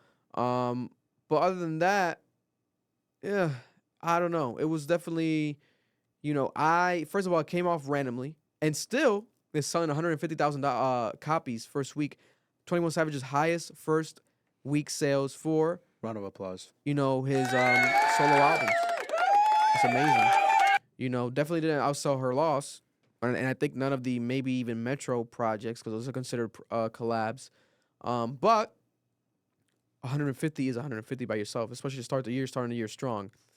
Now, there's also rumors that this documentary movie was not even real. It was just a music video for that song that was on the trailer. Which is like, I don't know. I kind of want the movie to be real. If you really think, like, I would prefer it to be real. If that's just a music video, I mean, I guess it's funny, but It was funny. That it was funny if it was satire. there was like a sense of confusion with this rollout, And in 21, I hope he does like an interview. He hasn't done no interviews yet, which is shocking. He hasn't done no interviews, but maybe he probably won't do it because he knows they're going to ask him about the Meek Mill drama that's been happening with him and Meek Mill on Instagram Live, talking about with a Meek Mill's ex-friend, some street shit, blah, blah, blah. And also they're going to ask him about the Drake Metro shit. He probably doesn't want to, he wants to avoid all mess. I doubt we're going to get a 21 Savage interview, unless we get an interview talking about solely the music. But even then, people are going to ask you, where's Drake? Why is there no Drake on this? It's odd. Why is Metro on a couple songs, not all of them? What's going on? What was the tradition, But I don't know. I think that it might grow on me, definitely. I think it's definitely a good album. I'll give it a 7 out of 10. The more I listen to it, I'll give it a 7 out of 10. Other than that, I guess you could say so far he has album of the year because no one else has dropped. Yeah. It's funny you went up. I went up too. I went from a 6 to a 6.5. You cut out the 6 songs that I hate, it's a 10 out of 10. Because even like, what's that song? Red Rum. Red Rum. I think Red Rum's hard, but I do think It's hard. I think it's too long. The hook. I don't like the hook. The hook is. And I don't like his flow when he goes into the hook. I just don't like it. Red Rum. That shit's bad, bro. It's almost like he's trying to do a version of him from back in, like he's trying to be like monotone, how he like started out, but it's not coming off organic. Like the 21 and Future song, the one that made him blow up. Yeah. Yeah, it just doesn't. I'm just stunting on my ex bitch. It was the same. Like that monotone, and I get it, but I would love to hear more emotion from 21. Like more emotion, like just more like just voice references and dialect tones, and just play with this shit more. Like he could do more. And the fans said this in the comment section. They said we should have acknowledged that there's growth here. He's diversifying. There's growth. There is growth. I would say that. There's growth, but my issue was I saw more introspection in the album where a lot was dropped in. Yeah. There was much more introspection in that one. When you're talking about diversity in the sense of like he's making more R&B songs, he has the Brazilian sampled song on Red Rum. Yeah. Like that's cool, but if it don't sound good, am I supposed to still applaud that? No. Am I supposed to still applaud the effort, especially if the effort was clearly done in a very like formula way where I'm gonna bring in this super hot artist and this certain sound that works for them and I'm gonna just put random bars on it?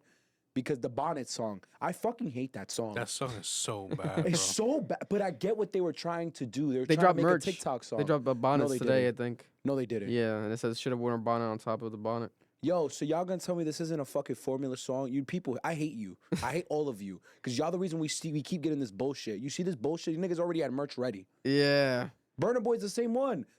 It's the same thing. The Spanish artist with the fucking with the rapper. That shit don't work no more. Stop doing that. When Pharrell did that shit with Raul, bro, I fucking hated that song. Raul Alejandro. Yeah. The Pharrell, Raul, and fucking Ray Schroeder and song. Sway Lee. That's just terrible. I hate that song. And I hate the Burna Boy song. You need to stop trying to make songs with international artists that sounds like it's a formula. You're just gonna throw them on a random track with a random beat with a random topic. It doesn't sound good. Sorry. My favorite song probably be Nina, motherfucker. The beats yeah. all sound insane though. Nina. I like that.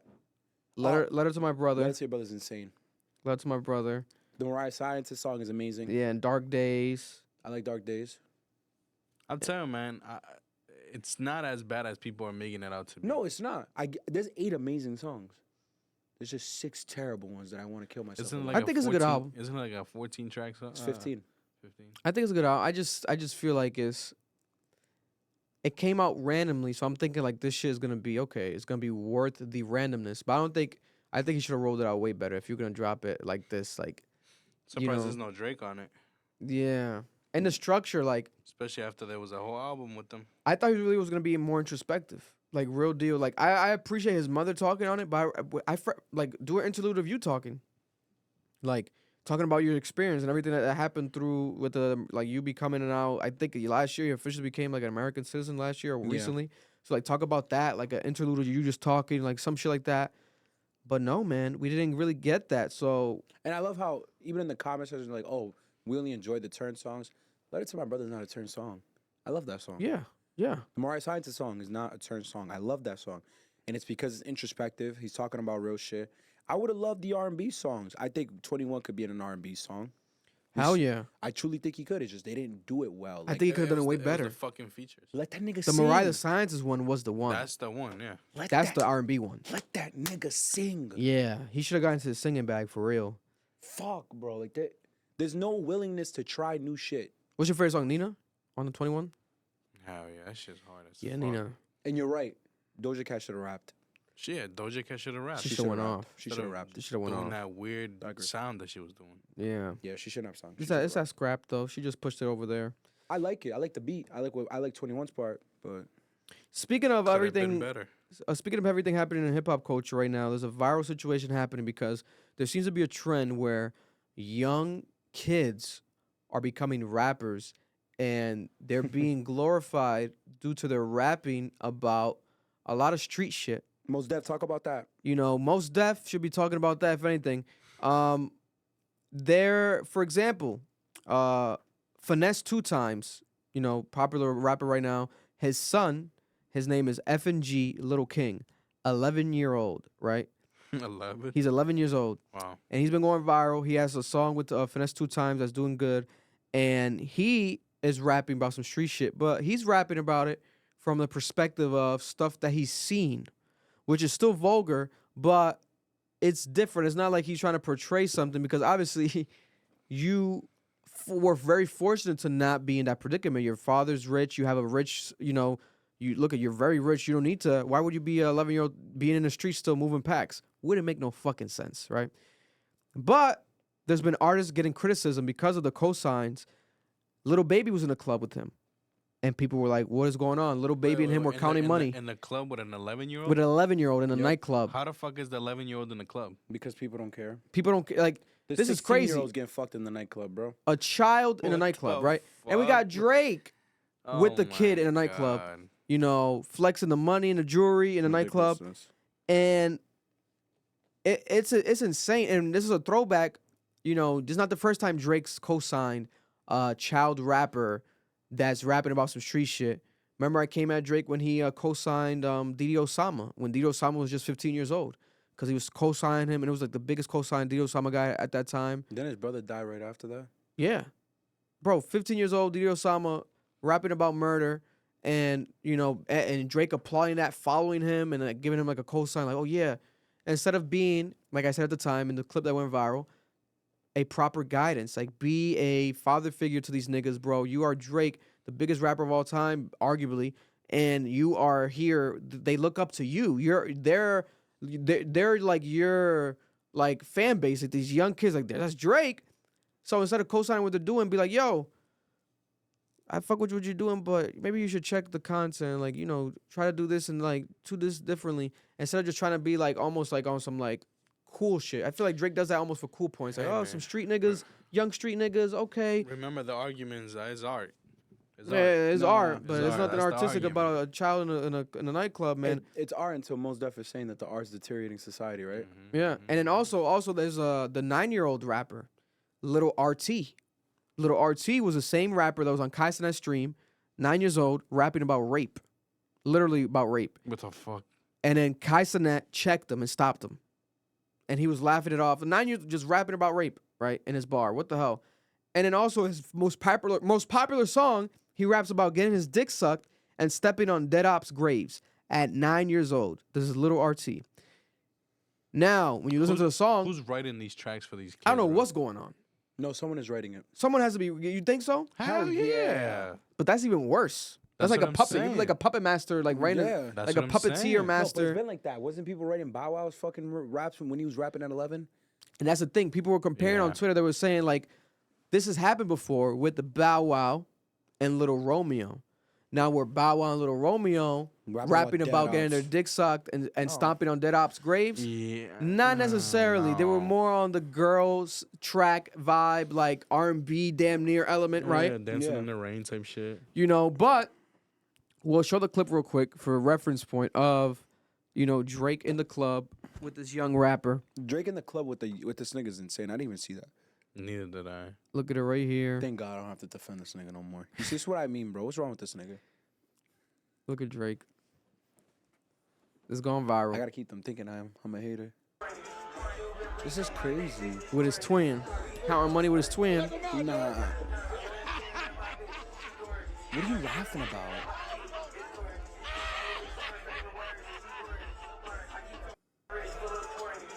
You know, and I'm pretty sure he probably was with Finesse 2 times. Finesse 2 times, sorry, I was filming because I could hear his voice, like kind of laughing.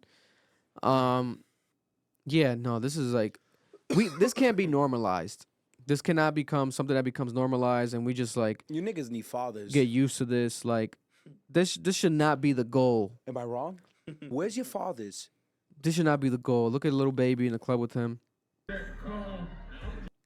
is a fatherless society. And if he has a dad, he needs a better dad. And it's like, Finesse 2 times could also be like, you know, take your son to work day. Like, I'm taking my son to work. No. But it's like, man, if it has to come at this, Vic, you're never doing that with your son. Stop it. hell no. Hell no. No, we need to stop. These niggas are not father figures. And it's not a surprise. Bro, man, Mos Def is complaining about the wrong thing. This is what people should be complaining about. There's nothing cool about this. This is not like, oh shit, I want my son to be like that. Watch people be in the No. thinking, No, saying but we're this is all my thing. heads. We're But- all heads. No, but this is my point. This connects back to Mos Def's point. This is part of the deterioration of the society. This isn't by design. I mean by coincidence. This is by design, bro. When you don't care about ethics, morals, Yeah. about the sanctity of your culture, it deteriorates into this. Niggas are bringing fucking 9-year-olds into the club, but is it a surprise when they're fucking 16-year-olds in the bottle section? I'll tell you this much, the timing of it, especially Drake being in the club with him, is very crazy. Because if Drake saw what Mos Def said about him, if I was him, I would run out of that club. Why the hell are you in a club with a child, bro? You're just proving his point. You know. You're a virus to the society. And I feel That's like at what one he's point saying. he knew. That's why he put his hands in his head like that, like kind of like, oh my god, like this kid just put out a bunch of money. But it's like you shouldn't even be on that in this type of predicament. You should be like, hey, stop the camera. You're Drake. Tell him like, yo, real quick, let me talk to you real quick, bro. Can we come at the club for letting a fucking kid in? Oh yeah, Yeah. these clubs that are letting these kids inside of them should be shut down. But will they Bro. shut down? They won't. No. Because it's bringing them clout, money. You know, they're willing to break the rules. Bro. What is going on here? There are bitches at 16 shaking ass in a club. This doesn't matter to them. This is normal shit. My lord. We've normalized this culture. Like, this is what frustrates me. You niggas is shocked. I'm not about this life, bro. I don't keep up with none of this shit. I'm not shocked by this. Yo, once you set a standard that there is no standard, it just gets worse from there. They accept, bro, I've seen bitches in the clubs get sexually assaulted. I've seen 16-year-old girls getting groped by 30-year-old men. 40-year-old men prey on 21-year-old bottle girls, 19-year-old servers. Nigga, this is just what it is. This What is did the you do culture. about it then? Is What it did your I do fault? about You it? saw this happen in front of you? Yo. I was a worker. I had no means to stop any Didn't of want to that. lose your job, was the huh? one I giving was them the making bottles. hookahs. Ah. I was making hookahs. That's all I was doing when I worked that life. No, But but yeah, girls always had the fake IDs and sneak in younger, and clubs let them in because club is always 18 it girls. used to be 18 plus, and then then niggas guys are caught on to 21? how weird it was. Oh, they swapped it now. Now they're doing 21, 21. The thing is, I still see 16-year-old girls. Bro, we were at, I can't even say that. We were at a bar. Yeah, There was a 19-year-old girl there, getting lit, getting drunk. that's crazy. So I'm supposed to be shocked that there's a 9-year-old famous ass nigga who's gonna bring the club clout with Drake, with money, post it. No, nigga, this you let the society get this bad. Enjoy what you allowed.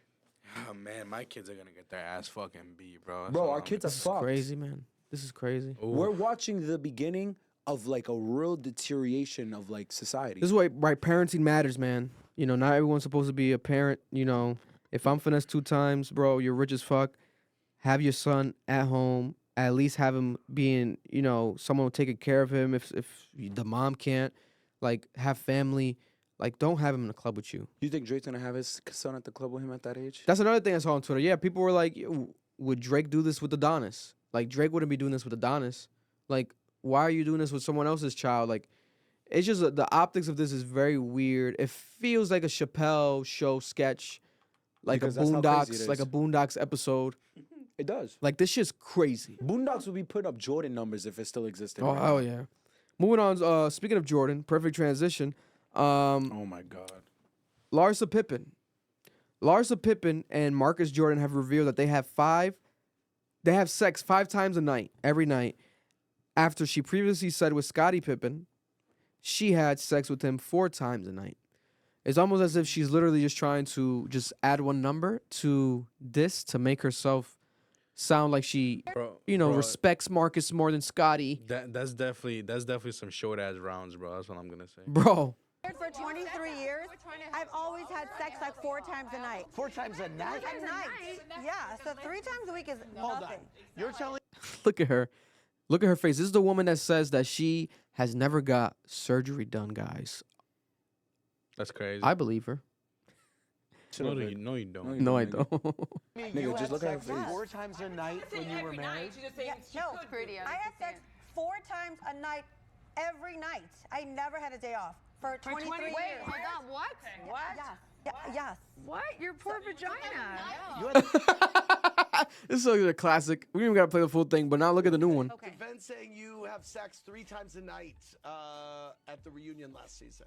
That's facts, but I also have sex probably 5 times a night with the love of my life. Way more than Look at The way love- more. the love of her way life. more. Way more. way more than that. Nigga, how much more? 15 nuts you busting a night? What is going on here? Are we trying to compete? Is this like a competition, no, nigga? bro. It's a one bust and then you get that shit hard again and What is in Michael Jordan's let's be DNA? honest, bro. That shit. It's What is going on? some short ass rounds, bro. you know Let's what's be so honest. Does he Let's be wear honest. Jordans while doing this? Or- like, or- Nah, or yeah. or he has an issue Bro, where he I'm just gonna let you niggas know right now. he swaps Jordans every night he's busting. He goes through Jordan model number 1 through 23. Bro, I'm telling Every you one right he's now. busting a night and just swapping the shoes. I would have the most egregious dick burn of my life if I'm in a pussy 5 times a night.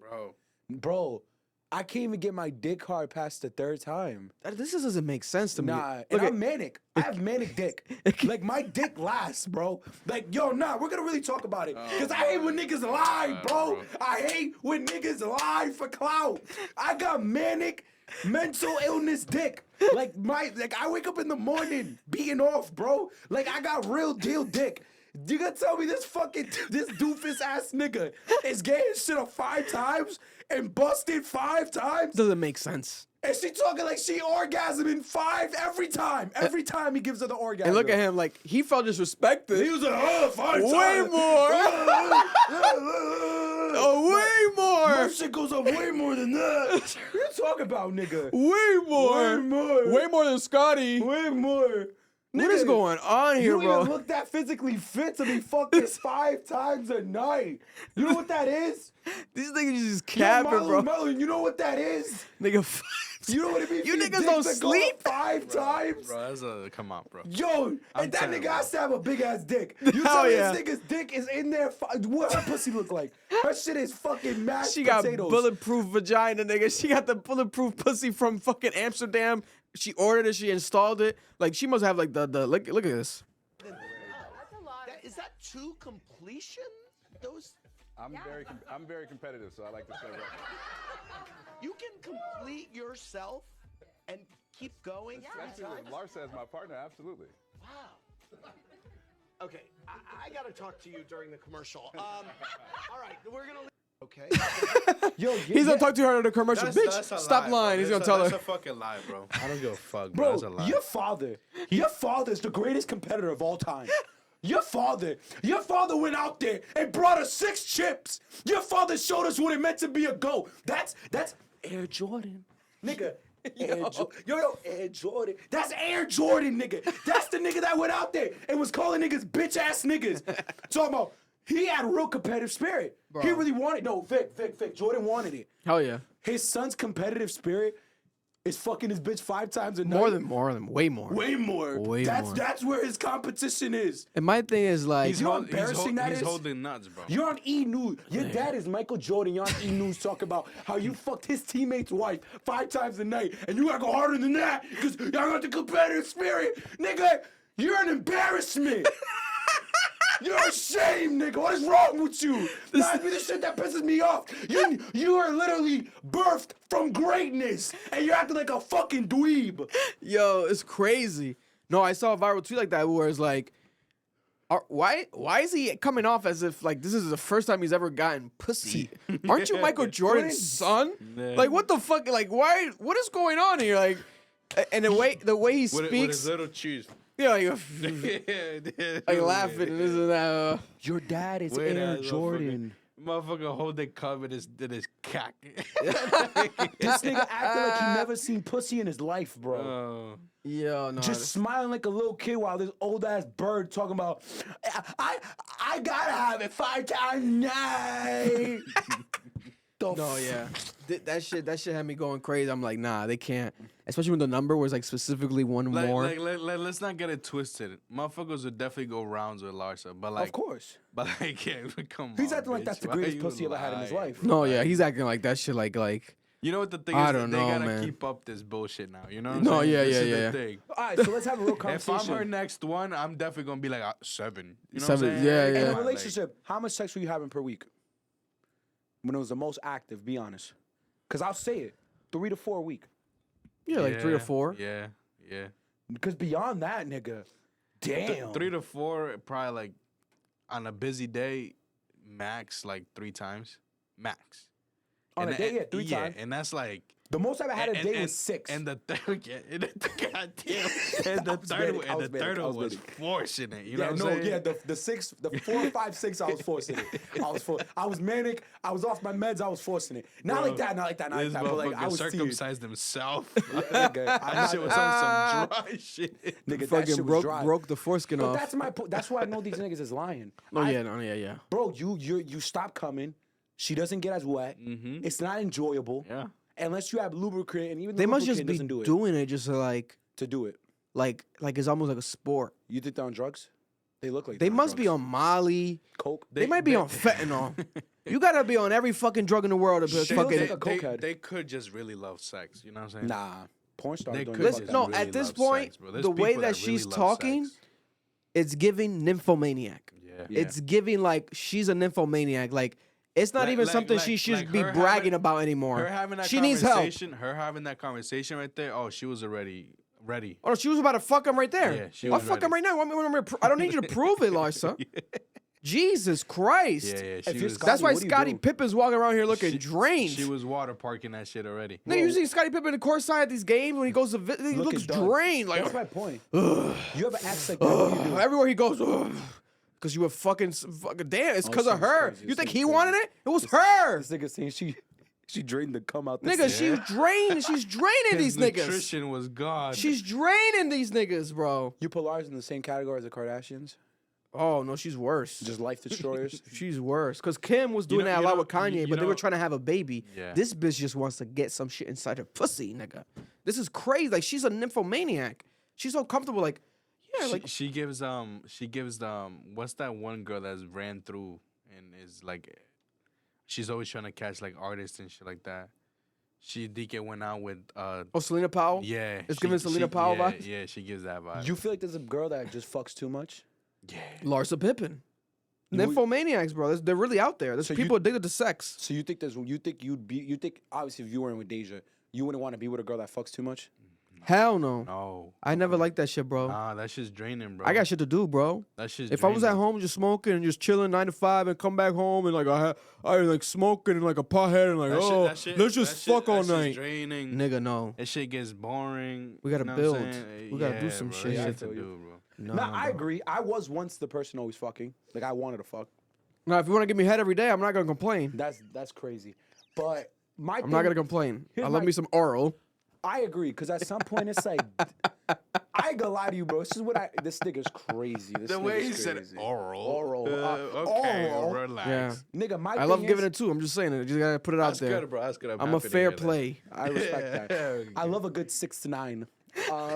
6 to 9. Anyways. That's my bag. I gotta chill Damn, out. it's I gotta be chill out. suffocating. People can prove that. Yeah. But, Who's people, nigga? What's going on? but let me speak.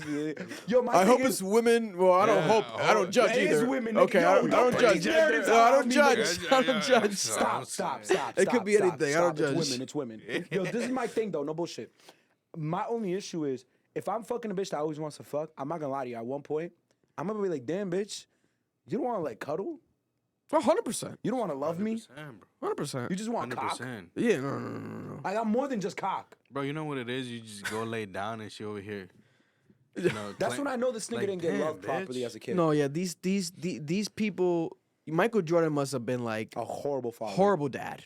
Probably. Like he must have like hated this guy. He must have like burned cigarettes on his forehead. Nah, I think he he's just just neglectful. or You're he crazy. just left a bunch of Viagra fucking laying around. This nigga's crazy. You know what I'm saying? That's I just in think- his blood now. To be that good, you have to be a terrible father. God He damn. probably committed his entire life to basketball, and he has now Hey, a man, bitch ass he son. did say fuck them kids. Yeah. Speaking of well, there's no You just got this. No way to transition. way to transition here, Yeah, but that was a crazy Li- like, cut. yeah. Lil Nas X is basically apologizing. He's been emotionally moved by the feedback that he's gotten by the people, fans, us, The fuck did he critics, expect? for the Jesus Christ song, music video, the marketing for it. And I think the song's a flop and the video's a flop. I haven't heard it nor watched it. I haven't seen neither. All I saw was him playing basketball like Jesus Christ and crossing niggas up. I think the song is mediocre at best. I think he's capable of way more higher quality music than that song, especially to roll it out Is he still as gay? a single. Yeah, 100%. Did you just 100%. ask if he... Go ahead, bro. Hey, man. No, you never know. It might have been like a fake, like for a promotion, but no, he's 100% gay. That's one of the things he hasn't trolled with. He's trolled being straight, like his girls will be funny, but yeah, he's 100% gay. I think he has the potential to be extremely impactful in a positive way, especially for the gay community, becoming the first like openly gay rapper at a mainstream level. But he tends to miss the ball with his antics. And I think it's caught up to him to the point that he's frustrated. Look at him talking. And this wasn't not trolling. He usually trolls and apologizes, but trolling. Yeah. This was the first time he's been like, we never seen Lil Nas X like this. He Like, definitely made this video after he heard fucking Bonnet by 21. Though. he got the bonnet on blast. Hello, everybody. I wanted to not necessarily apologize, but I wanted to explain like where my head at and where it's been for like the last week. So first of all, when I did the artwork, I knew like there would be some upset people or whatnot, simply because, you know, religion is a very sensitive topic for a lot of people. But I also didn't mean to like mock. This wasn't like a fuck you to you people, fuck you to the Christians. Like, you know, it was not that.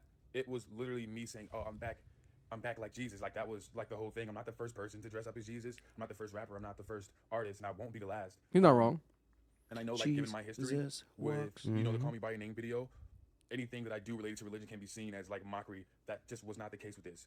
And I will say though, with the communion video, with me eating the crackers and juice, I thought that video was gonna be the video to lighten the mood, to take it down like less serious or whatnot. I thought that was something that we all wanted to do as kids or whatnot, but I didn't understand the idea of you know, the reality of what it is. You know, it's me eating the communion, which is like the symbolism of like Jesus's blood and bones or something like that. I don't remember completely, but I did not mean it to as like a cannibalism thing or whatever the freak. But I do apologize for that. I will say I am sorry for that. That was overboard. Though I don't agree with all of Christianity's rules or whatnot. I know not everybody follows Christianity by the book 100%, or you know, the world would be a lot crazier. But I do apologize for that. What was I going to say? This is not like to try to get everybody on my good side or whatnot. This is more so to clear my own head about my own decisions. I know like, you know, I messed up like really bad this time. And I can act unbothered all I want, but it's definitely like taking a mental toll on me. what else do I want to say? I know. So it's taking a mental toll on him. He's saying that he's bothered, that it's a lot. He's never spoken like this. He fucked up this time. He's saying, listen, I take it authentically, and to be honest, I think this is a part of the game. If you really want to achieve real deal, genuine success, you have to realize when you've gone too far with shit. The antics are not here. People do not give a fuck. You know, they're easy to call it out, especially it feels like a bullshit excuse for let's try to do some artistic shit when you already did the devil stuff.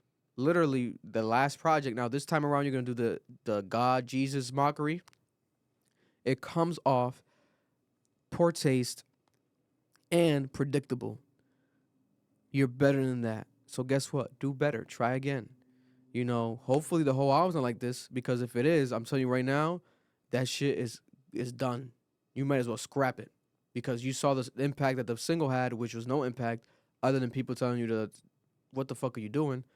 Had Kai Cenat swearing at him, going crazy, spazzing out at him, saying you going to hell, you can't be doing that, blah, blah, blah.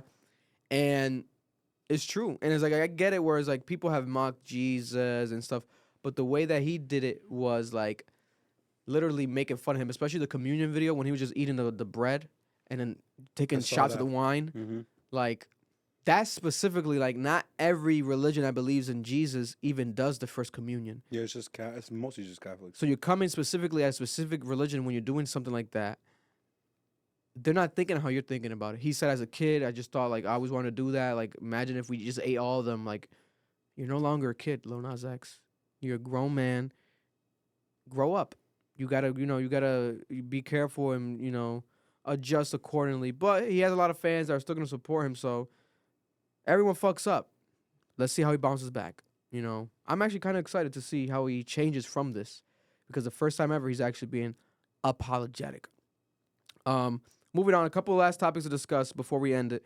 The most famous YouTube couple of all time is the Ace family. They basically are damn near the pioneers of doing content on YouTube with your family, with your couple, and following them along the journey. It's like real deal reality TV. You see the kids grow up. Every girl that I've come encounter in my life has watched the Ace family. They're subscribed. Or try to become them. Yes. I only know about the Ace family because my ex watched them all the time. Yes, it's a fact, right? But they have broken up. The impossible has happened. After over 6 years of official marriage, they've announced a divorce, and is mutual and amicable. They've both made posts online publicly, basically asking for privacy and also to not worry that they're just trying to, start a new year with a new decision in their life. But Catherine has come out, Catherine Pais McBroom, Miss McBroom, the wife, has come out, and she has spoken out publicly on her Snapchat. They both have amazing Snapchat followings. They make millions of dollars on Snapchat. DDG, a bunch of celebrities do. It's crazy. They just post all day on Snapchat. It's insane. She said on Snapchat that she hasn't been happy in years, and she is now happy, the happiest she's ever been truly in her life. Wow. And the fans in the comments were saying, yeah, we know. We could tell by watching the videos. We could tell you weren't happy. I could tell too. My girl might actually say the same thing, that she didn't like him like that anymore. Yeah. And she would be able to make better content without him. Yeah, and then also there was rumors of him cheating on her for the past couple years, that he's been cheating on her with other girls in LA, etc. But there she was has things coming out about it too. Yeah, it was like leaking, texts were rumored. Maybe that's the reason that this led to the actual breakup. We shall see. He just kept getting her pregnant too. Bold move. Yeah, so that's like that was major. I texted a couple girls, like Deja's cousins, and I'm like, oh my gosh, like, did you see this? Oh my god. Of course they already saw it. They saw that shit right when it posted. They probably had post notifications on that shit. Hell yeah. They're like, yeah, I don't know, I can't believe it. Oh my god, but good for her. Like, she wants to be happy. I feel bad for that nigga though, a little bit, because you know what it means when a girl like that is on the market. GG's, bro. God bless. That girl is gonna be in Drake's section in a year, bro. There's rumors of her already being with Michael B. Jordan. Yeah, she supposed to be before him. Yeah, she used to date him. Yeah. She used to date Michael B. Jordan. People used to be like, "Yo, how do you go from Michael B. Jordan to him?" Yeah, she used to date Michael B. Jordan. Now she might go back and spin the block on Creed. He's single as well now. Nigga. Oh my lord. I wouldn't be up. mad at that. I would throw up if I'm him. I'd cry every day of the week. Oof. Oh, her ex. Yeah. Oh, Austin, I would cry. Nigga, you left me for Michael B. Jordan. Throw up in my mouth. Oof. There's nothing you could do, bro. You lost. God bless. God bless. Michael B. Jordan. Yeah. Ari Lennox has come out, and Ari Lennox, for those who don't know, Ari Lennox, Dreamville artist, the first lady of Dreamville, the only female main artist on Dreamville. She is an amazing R&B act. She was the opening act for the Rod Wave concert, the tour, the whole Rod Wave tour. Rod Wave had an amazing tour last year that was viral all the time because he was like doing the suicide attempt, jumping from the building, crazy, always viral. But it was actually sold out. His fan base is extremely loyal. Like one of the most loyal fan bases I would say right now in this current state of rap artists. Rod Wave is up there. He has an amazing loyal fan base. Sold out shows, stadium tours, and not stadium, at least arena tours. And Ari Lennox was an opener. A lot of people were like, "Why Ari Lennox?" I guess because she's an R&B artist, you know. But Rod Wave doesn't do R&B, does rap, but basically it is R&B, is a singing rap. But Ari Lennox had a rough time during the whole tour. There was people booing her, ignoring her, throwing food at her to the point that she had to wear a football helmet. Oh, I saw that. But it was her kind of being funny, but people didn't find it funny. It came off like, hold up, like kind of like corny, tacky. Nah, that shit was funny. She went on Instagram Live and she said that she had a horrible experience. She finally talked about it for the first time ever. And she said it was awful. It messed with her mental health. It definitely helped pay bills, but basically saying she'll never do that again like that with that type of artist. Now, Joe Budden has come out on his podcast 2 episodes ago, and he said a couple things. He basically said, when you summarize it, he feels like artists like her are spoiled brats because they're not grateful of being on tour. That's an honor to even be on any tour. And also the fact that he was an opening act before. Opening acts have rough times. You got to deal with it. And on top of that, that this generation of artists have the privilege of being spoiled brats, going on Instagram Live and just complaining about everything and just talking about, crying about things and not doing anything, not actually getting actual help for your mental health, and just kind of just making a piece of content out of the actual, whatever you want to call it, the actual trauma, or in his case, he's trying to say mocking up of a potential trauma that someone has as an opening artist. And it was a pretty harsh take, but I understood the take objectively. But she hopped on Instagram Live again of course she today did. And said that she's going to be suing Joe Budden next time if he keeps talking about her. And he called him a limp dick stalker. But she also admitted that she hasn't even heard what he said yet. So it was kind of like, oh, okay, you might be jumping the fence. Maybe hear it out first. But we'll play what she said, the real quick clip. Limp dick stalker is hilarious. Here's Ari Lennox talking about Joe Budden. Yeah, but hasn't she just haven't people just been on her dick OD though? Yeah, remember we talked about last year, she went on that African podcast, Mac G, and then he was asking her about like her lyrics, like you like this dick or some shit, like something like a sexual lyric, and she was like, whoa, what are you like? It came off aggressive. She's had a lot of issues, I would say, as a career. It sucks because she's actually extremely talented. Mad talented. I love her music. If I was her, I would play a Frank Ocean role and just disappear and just drop dope shit. Yeah. And stop doing interviews. I think J. Cole is managing her poorly, personally. Yeah, J. Cole and Dreamville gotta do a lot of work right with this right now. I don't know what Joe's gross ass said, but I don't know how much more I can take. Next time, I'm gonna sue his disgusting, most likely limp dick ass. I'm literally at the wit's end with this stalker because I think it definitely is an overreaction. But Joe's always been vocal about her. Joe Budden is one of the only people in media that constantly covers R&B acts, and has been one of the people to break R&B acts through his podcast. I remember finding out about Summer Walker years ago. Through him. A lot of artists, Lucky Day, a lot of artists, R&B artists break through the Joe Budden podcast. He supported Ari Lennox since early in her career. So maybe that's why she also takes it personal, just his opinions and his takes. I know she's close with Rory and Mal. She's been on their podcast, and like she has a friendship with them.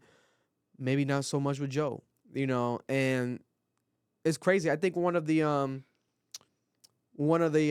think it was the people from, I don't think it's from Dreamville, from TDE, one of the TDE representatives. I forgot his name. He's a rapper as well. Punch? It might have been Punch. On Twitter was like, oh, I just watched Joe Budden rant for an hour about an artist ranting or complaining about an artist complaining, some shit like that. And then Joe was like, LOL. So Joe Budden's pretty assured with like the concept of hypocrisy. I'm pretty sure he's probably gonna come back out and maybe apologize, but then he's so unpredictable. He might double down on this shit and be like, "Bitch, you just did the same thing again. Like I said, you just hopped back on live and you gonna sue me? Sue me? You know, you can't sue me." And technically, she can't sue him. You know, maybe if it's like, if she genuinely can't go through much more, like if it's like affecting her well-being and she could prove that, then that's different. Yeah, that's different. But even then, it's like, he'd have to slander her name in a way that it's not factual. Exactly. You know, and if you watch the podcast, that moment, it wasn't just him saying that. Parks, everyone was saying that. Like, they were all in agreement. Like, you know, especially Parks, because he was on tour with Joe Budden. So he was like, you know, opening acts have a rough time. Like, you gotta just deal with it. You gotta push through it. Like, as a part of the process. They're not there for you. They're there for Rod Wave. And it's accurate. It's true. I, from the start, felt like, why the fuck did Dreamville allow her to open up for Rod Wave? I just thought that in my head. Like, why the fuck would they put an R&B artist like Ari Lennox to open up for Rod It Wave? didn't make any sense. I think Mariah the Scientist either joined them or at some point opened up for Rod Wave, because she went on live, I think That makes today, sense. and she was like, oh yeah, I feel for her. It definitely was rough, but she never matched the tones of Ari Lennox. Now, I don't know. It's a catch-22 because like I said, you know, she has the right to complain, obviously, but you also are an opening act. You signing up for this. Like, opening acts never have been like, you know, the ones that people don't go. Rod Wave is so huge, pun intended, but people go to see him. People go to see him. Like, they love Rod Wave. Like, this nigga's gay. What? What? I don't mean his penis. What? Rod Wave's a larger gentleman. He's fat. He embraces it. Oh shit! I thought you meant large. Like, he's a large artist. Like, he's big. He's popular. I didn't. It's a pun though. You're stupid. Keep going, bro. I'm not confused right now. There's 3 different puns going on right now. That's why I was like, triple entendre. Don't even ask me how. When he said pun intended, I was like, that's crazy because Rod Wave's fat. No, I thought you meant because you talking about. Okay, never mind. But yeah, I don't think she's gonna be able to sue him. I don't know. He broke a stage, remember? I remember. Yeah, he did break that stage. I think we were wherever we were, we saw that shit happen live in front of us, like on our phone. He fake killed himself at his No, actually, I think me and Eric were trippy red when that happened. And we were all laughing. We were like, yo, look at this. Like, this nigga just broke the stage. That shit was crazy. Nigga Rod Wave is hilarious. Oh, my God. But yeah, Dreamville is managing her poorly. Yeah, they got to do better. Moving on. Kai Cenat. Controversial viral clip right now. Kai Cenat. Kai Cenat has said that he does not make content for kids. His content is not for kids. And he's calling anyone out that thinks that or believes that, idiots, etc. He went on a little rant. But many are calling it hypocrisy, including myself, because of the fact that Kai Cenat has acknowledged the fact that, for example, when he went back and forth with Joe Budden, he told Joe Budden, I'm pretty sure your kids watch me. So he knows that kids watch him. But I think that he's trying to do like a legal play here, whereas like trying to protect himself legally. And also he's trying to say like Twitch doesn't even let you guys watch if you're not 18 plus type shit. But he's acting ignorant to the fact, like, you know, kids watch you, right? Why are you acting oblivious? On the stream last night with 50 Cent, 50 Cent told him, my son, like, looks up, like, loves you. Like, my young son, he's 11 years old, he loves you. So, here's a clip, though, that went viral of Kai Cenat that people are giving him flack for. I mean, if we're honest, though, you can easily tell that he doesn't. At least the majority of the stuff. At least now. I don't know his early stages. Let's debate it. I don't know who thinks and believes that I make content for kids, but you're dumb as shit if you think I'm making the content that I make is for me and other grown ass niggas, bro. If kids tune in, you gotta call their parents, gang. That ain't me. That's what I be talking. You can't blame me. If kids is tuning in also, nigga, if you do your fucking research, you dumb bitch, type in Castanet on Twitch, nigga. Click on my stream and see if it warns you to be 18 plus to continue further watching. Nigga, I can call up my Twitch rep and say, hey, can you please take off that warning from my shit? But guess what? I leave it. Wanna know why? Because hopefully you 18 plus watching this shit. It literally warns you before you click on my stream. Nigga, I don't. Nigga. That shit is crazy. I call cap because I think that there's multiple examples. There's multiple examples like him doing content for kids. One of them we talked about earlier where Yeah, the little kid. the little kid, you literally have kids on. You had the 9-year-old rapper on. Doesn't seem like they view him as a kid though. Yeah, but ain't no adult. They're gonna be like he's a special. Ain't no adult like, oh, let's go watch the little RT 9-year-old rapper. His fan base is more likely 9 years old, teenagers. We know this. I'm around my nephew, Deja's little brother. They watch Kai Cenat. Yeah, that's all they watch. That's a legal play. It's a legal play. He's trying to protect himself legally is all it is. You know, I've never watched a full Kai Cenat stream. I've seen his clips. I watch his YouTube. I like his YouTube videos a lot. He stopped kind of doing them. Hilarious. The AMP content is pretty funny. But to actively watch like a live stream in real time. No, it's kids doing that who have the time to do it. It's kids. You know. Niggas were up at 3 a.m. to watch the Nicki shit. You know it's kids up. Let's be honest. Yeah, man. I don't know. Like, this crazy. It has to be a legal play. But then the way he's saying it, he sounds like genuinely mad. Like, why are you genuinely mad that people are even saying this? Good like, acting. Like, you are making content for you and adults your age only?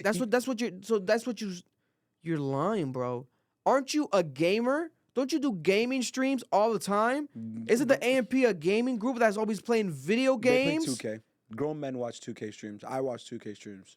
Yeah, but that's not the majority of the demographic. You're absolutely right. But when they play Fortnite, or last year when they were playing, what was it? I was 19 watching Fortnite streams. Like, I get what you're saying. You're absolutely right. What's that jumping game that niggas would jump on like Yeah, the running game.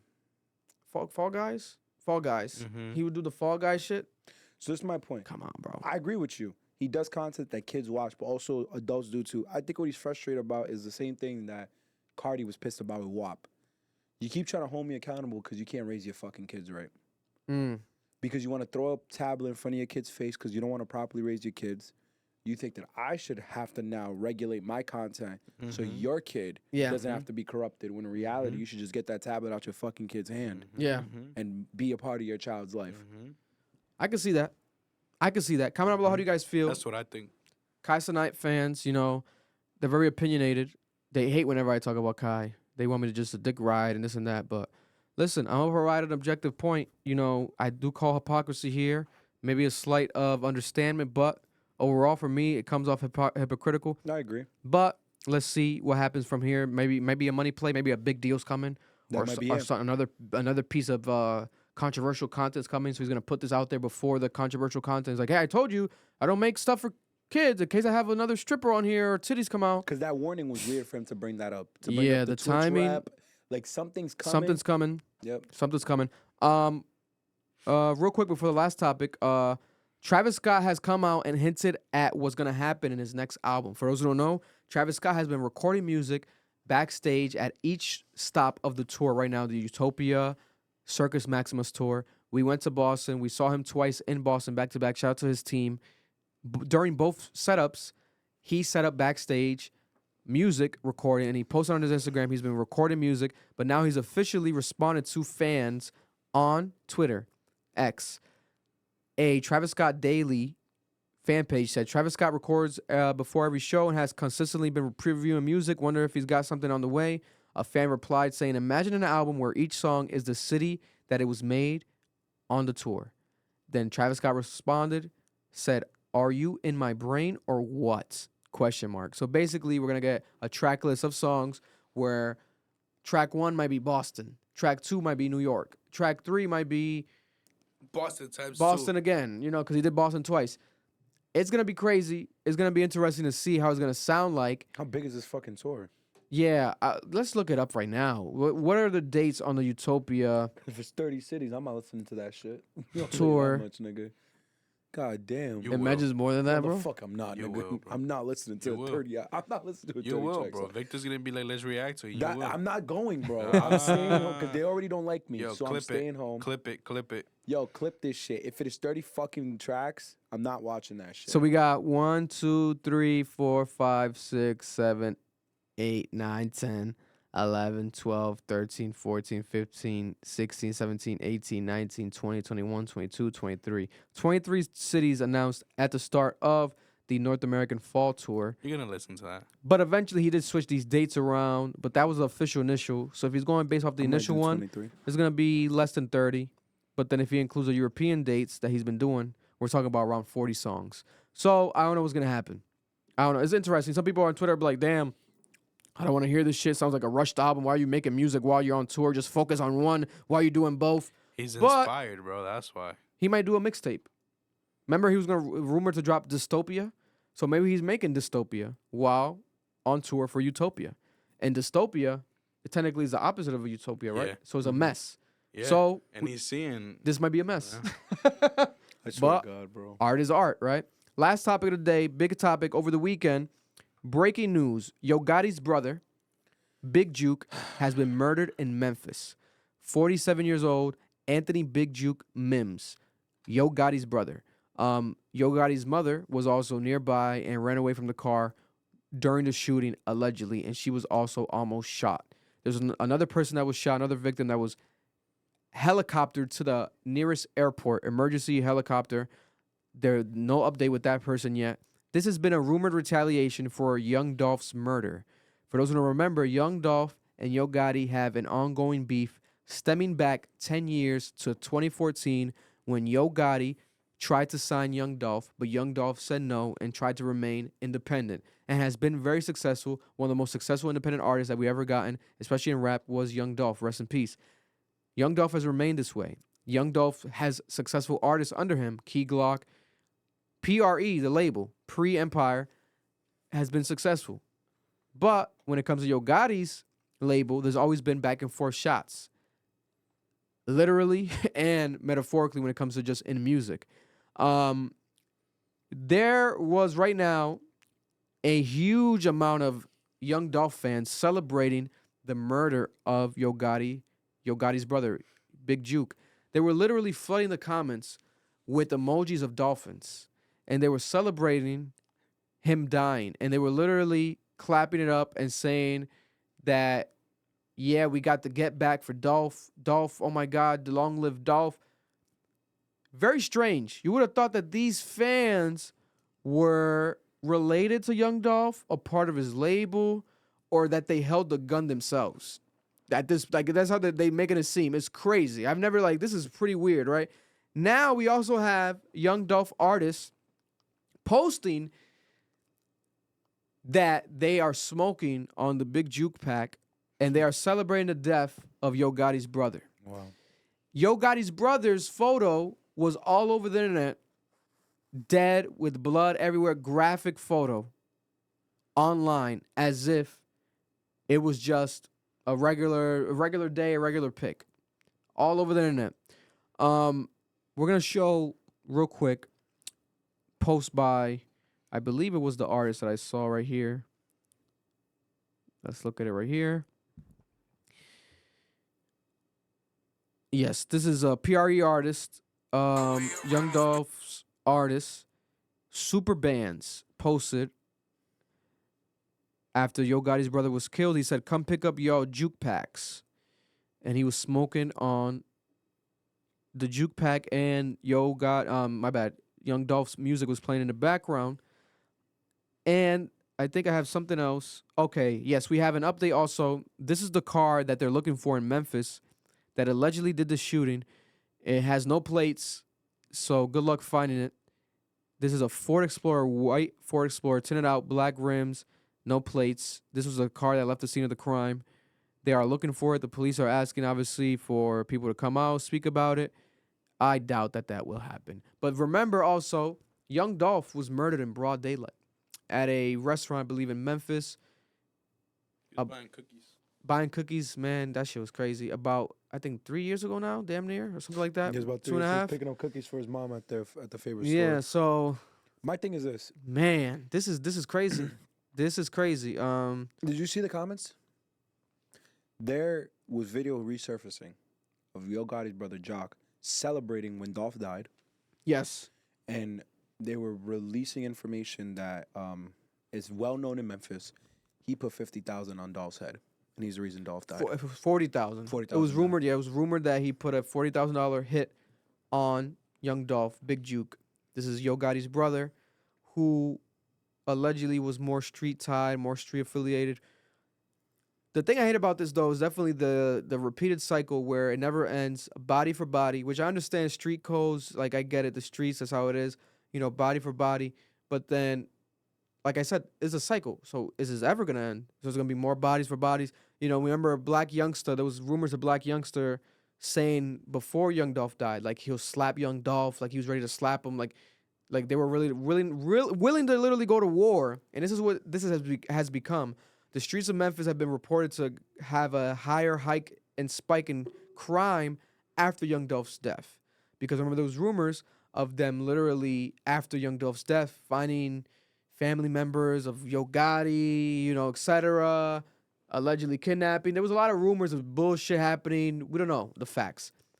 But what I do know that it cannot be glorified. These fans celebrating the death is corny to me. You can be like understandable of it, like, okay, I get it. Like, okay, yeah, get back, right? But as far as to applaud it and to like turn up with music playing it, seems like you got no heart. Like, what's going on here? Like, you weren't, like, that wasn't directly tied to you. Like, no matter what, however you feel, this is another man with a family. I think that day they just left another funeral and this man was shot. So now this family, Young Gotti's family, has to do another funeral a week after they just had a funeral for another family member. So it's just pathetic, like the concept of like this just being normalized and like turn it into like a meme and gimmick. They just people live by it, bro. Well, this is my thing. What they're doing, these people who are doing it, is very independent from what Vic's talking about. Right. Because Vic is criticizing the on viewers, the fans, who are egging it on and playing into it. And they don't live that life. They've never lived that life. They don't live in Memphis. They didn't have to kill anybody or live that type of drill lifestyle. I'm be real with you, bro. This shit been going on forever. Because I remember when Lil Jojo, I think it was Lil Jojo, when he got shot on his bike after he dropped that diss track. Yeah. And they fucking exploded his head in Chicago. They killed that nigga. And niggas were celebrating that shit. They're like, fuck Lil Jojo. So it's like... The cycle needs to end, though. The cycle needs to end. Like, I think with at least the fans gotta dead this shit. Like, they can't egg it on because look at this now, right? So a fan made a meme, and this is supposedly Young Dolph's cousin, Paper Route Vicky, and he posted this meme where it's basically a list of people that allegedly need to be get back and die. Old boy, allegedly assuming Yo Gotti, and an old boy brother who just passed away was checked off. That's Big Jook, Yo Gotti's brother. And then another one says, bitch from Cookie Shop. Then it says, my haters. Then it says, Black Youngster at the bottom. First of all, this is incriminating evidence. These guys are self-incriminating. They might hopefully they don't, God willing. I don't wish this upon no one unless they end up being, actual criminals doing criminal activities. You reap what you sow. But they might throw the whole Yo Gotti camp. And maybe what's left of the Young Dolph camp in a RICO or something if they're not really developing it in Memphis. I don't know what's going on. Yeah, there's no RICOs, which is surprising me right now. I'm surprised that there's been so many years, no RICOs happening. And that's either side. It's pretty insane, but... It is Tennessee. It's a racist state. Man. They're just letting them niggas kill each other. Yeah. This is very unfortunate. Two entrepreneurs, successful companies, successful labels. Yeah, the cycle never ends. The get back. You kill one of mine, I kill one of yours. Wait. So let's keep killing and then wait. When will it end? Until everyone's dead? You guys think you're Jesus Christ? You're gonna restart the world? I don't know. God bless. It's a part of the game that the streets unfortunately have been conditioned to and prone to, you know. So those who do it and have been a part of it do things like this. They post memes. They don't give a fuck. They're willing to die, which is unfortunate. Yo Gotti, we probably will not hear from him for a while. We probably won't hear any music. No, he's definitely not gonna talk about this. Who would publicly? But condolences to Yo Gotti. Young Dolph, rest in peace. And yeah, comment down below all the Dolph fans. And it's crazy. I was looking at a lot of them, and like they don't even have avatars or anything. So I'm like, They never damn, do. it's like that. At least it'll be like some real people. Never is. It was but it was so many comments. I'm thinking like a couple of them got to be real. I'm like, oh shit. Sometimes because that's the thing. Street niggas don't have real accounts. They have burners. Those might really be like either street niggas or random kids with burners. Maybe like 10-year-olds. 10-year-olds love burners. It's so crazy. Who would have thought such a beautiful emoji of such an innocent animal, a dolphin, gets turned into a celebratory symbol for street murder. It's Dolph, nigga. It's Dolph. It's Dolph. Man, it's the crazy thing that sucks about it is like the talent. Like it's just losing. Young Dolph's music is so fucking good. And even the song where he was dissing, well, multiple songs where he was dissing Yo Gotti were so fucking good. But it's like, man, if we can just have all that without the violence, it'd be perfect, but it's impossible. It's impossible. We might get music now. Who knows? Hopefully we don't get no more death, but we might get like a Yo Gotti song, you know, talking about this. You know, I think Key Glock's been silent as a mouse, as he should. He should. Key Glock, baby. Because he's had a very successful career. His last album did pretty well. Mm-hmm. If I'm him right now, don't say a word. Don't say shit, bro. Nah, don't say shit. Don't say shit about this. No reason to get into this street shit. No reason to speak on it. Key Glock is smart. He ain't. Don't say, like, if your other artists want to do shit, your friends, God bless them, Key Glock. Someone needs to carry the torch. Like, there's a label still. Like, there's still business. Yeah. Now, if you niggas want to just do street shit and do street money for the rest of your life, Don't get caught up in that Rico, nigga. You know, it was like, do you want to be another Rico? Like, come on, man. We gotta break the cycle. But more likely, this is a situation where I'm probably just preaching to a wall. Because yeah, no, the fans are gonna call you bitch ass nigga. You know, they were waiting for this though, 3 years, and they're like, oh, we got him. You know what I'm saying? It wasn't instantly. No. It was like almost like, oh, you thought we forgot? No. You leaving a funeral? We don't give a fuck. Your mom's there? Huh? We'll shoot her too. Whoa. They don't give a fuck, bro. There's no rules in this shit, I guess now. There's one thing that my street friends taught me that I'm never gonna forget. They said, you never get a get back you know you can't get away from. Mm-hmm. They knew they were gonna get away.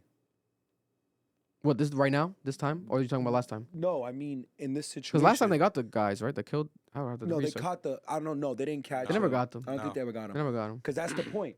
That is what you're taught. Yeah. You are not supposed to do a drill you can't get out of. Yeah.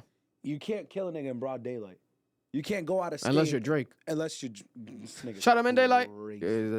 Can't go across state lines to try to kill someone. Like, you're putting yourself in dangerous situations. You have to know, if I body ass, I'm going home. And no one's going to find out it was me. Yeah. Nigga, I don't think they're ever going to find out who did this shit. Bro, that's... They used the perfect car for it, bro. Perfect. It's a basic ass car. It's a white Ford Explorer. You know how easy it is to there's no plates. 1, smart as fuck. 2, is a white Explorer. Majority of white Explorers are cop cars. That car got jumped. 3, that car was so fucking plain. You can do one small thing. It's not the car anymore. It's tinted out. Remove the tint. Brand new car. Basic black wheels.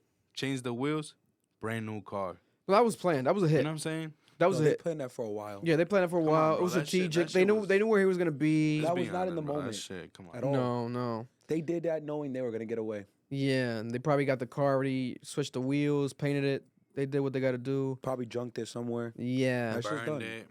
You know. That's just and it's Memphis. Shit like that happens. Yeah. Jay Prince, where are you when we need you? This nigga's crazy. God bless. We need straight Prince, bro. We need Jay Prince to save us from all this. We love you guys. We appreciate you guys. We're about to make Marlon react to another Playboy Cardi song that just dropped right now. 2 minutes long. tends to happen every time we're recording this podcast on Monday nights. Maybe for Marloon I'm only. telling you, bro. Playboy Cardi. Yo, on my Cardi's doing dick, this shit bro. for Marloon. Cardi's on my dick, bro. 100%. He's doing this for you. Let's be bro. honest. Cardi's a fan, bro. Yo, Cardi's a fan. They're about to talk to you tonight, bro. Yeah, I don't go. We're gonna wake up tomorrow. Y'all They're can gonna suck be my like, dick. they're gonna be like Marloon in the Prius. They're Yo. gonna say you went home in the Prius after the review. Yo, you see, I would show him what I drive, right? But I don't trust Don't him. flex on him, Mar. You I gotta don't flex trust on these him. I niggas. don't You trust gotta him, flex bro. on these I don't bitch ass trust Fuck him, 'em. bro. Fuck them. Fuck I 'em. don't trust Fuck him. 'em. I Fuck take my, 'em. I guess I Fuck take 'em. my car way too serious, bro. Something Yeah. happened in my car, you're dead. But we love you guys. We appreciate you guys. Check out the Playboy Cardi reaction separately up right now from the podcast on the channel. But until then, we see you next week. Bro, Next week. Cap. Who's asking for these shits, man?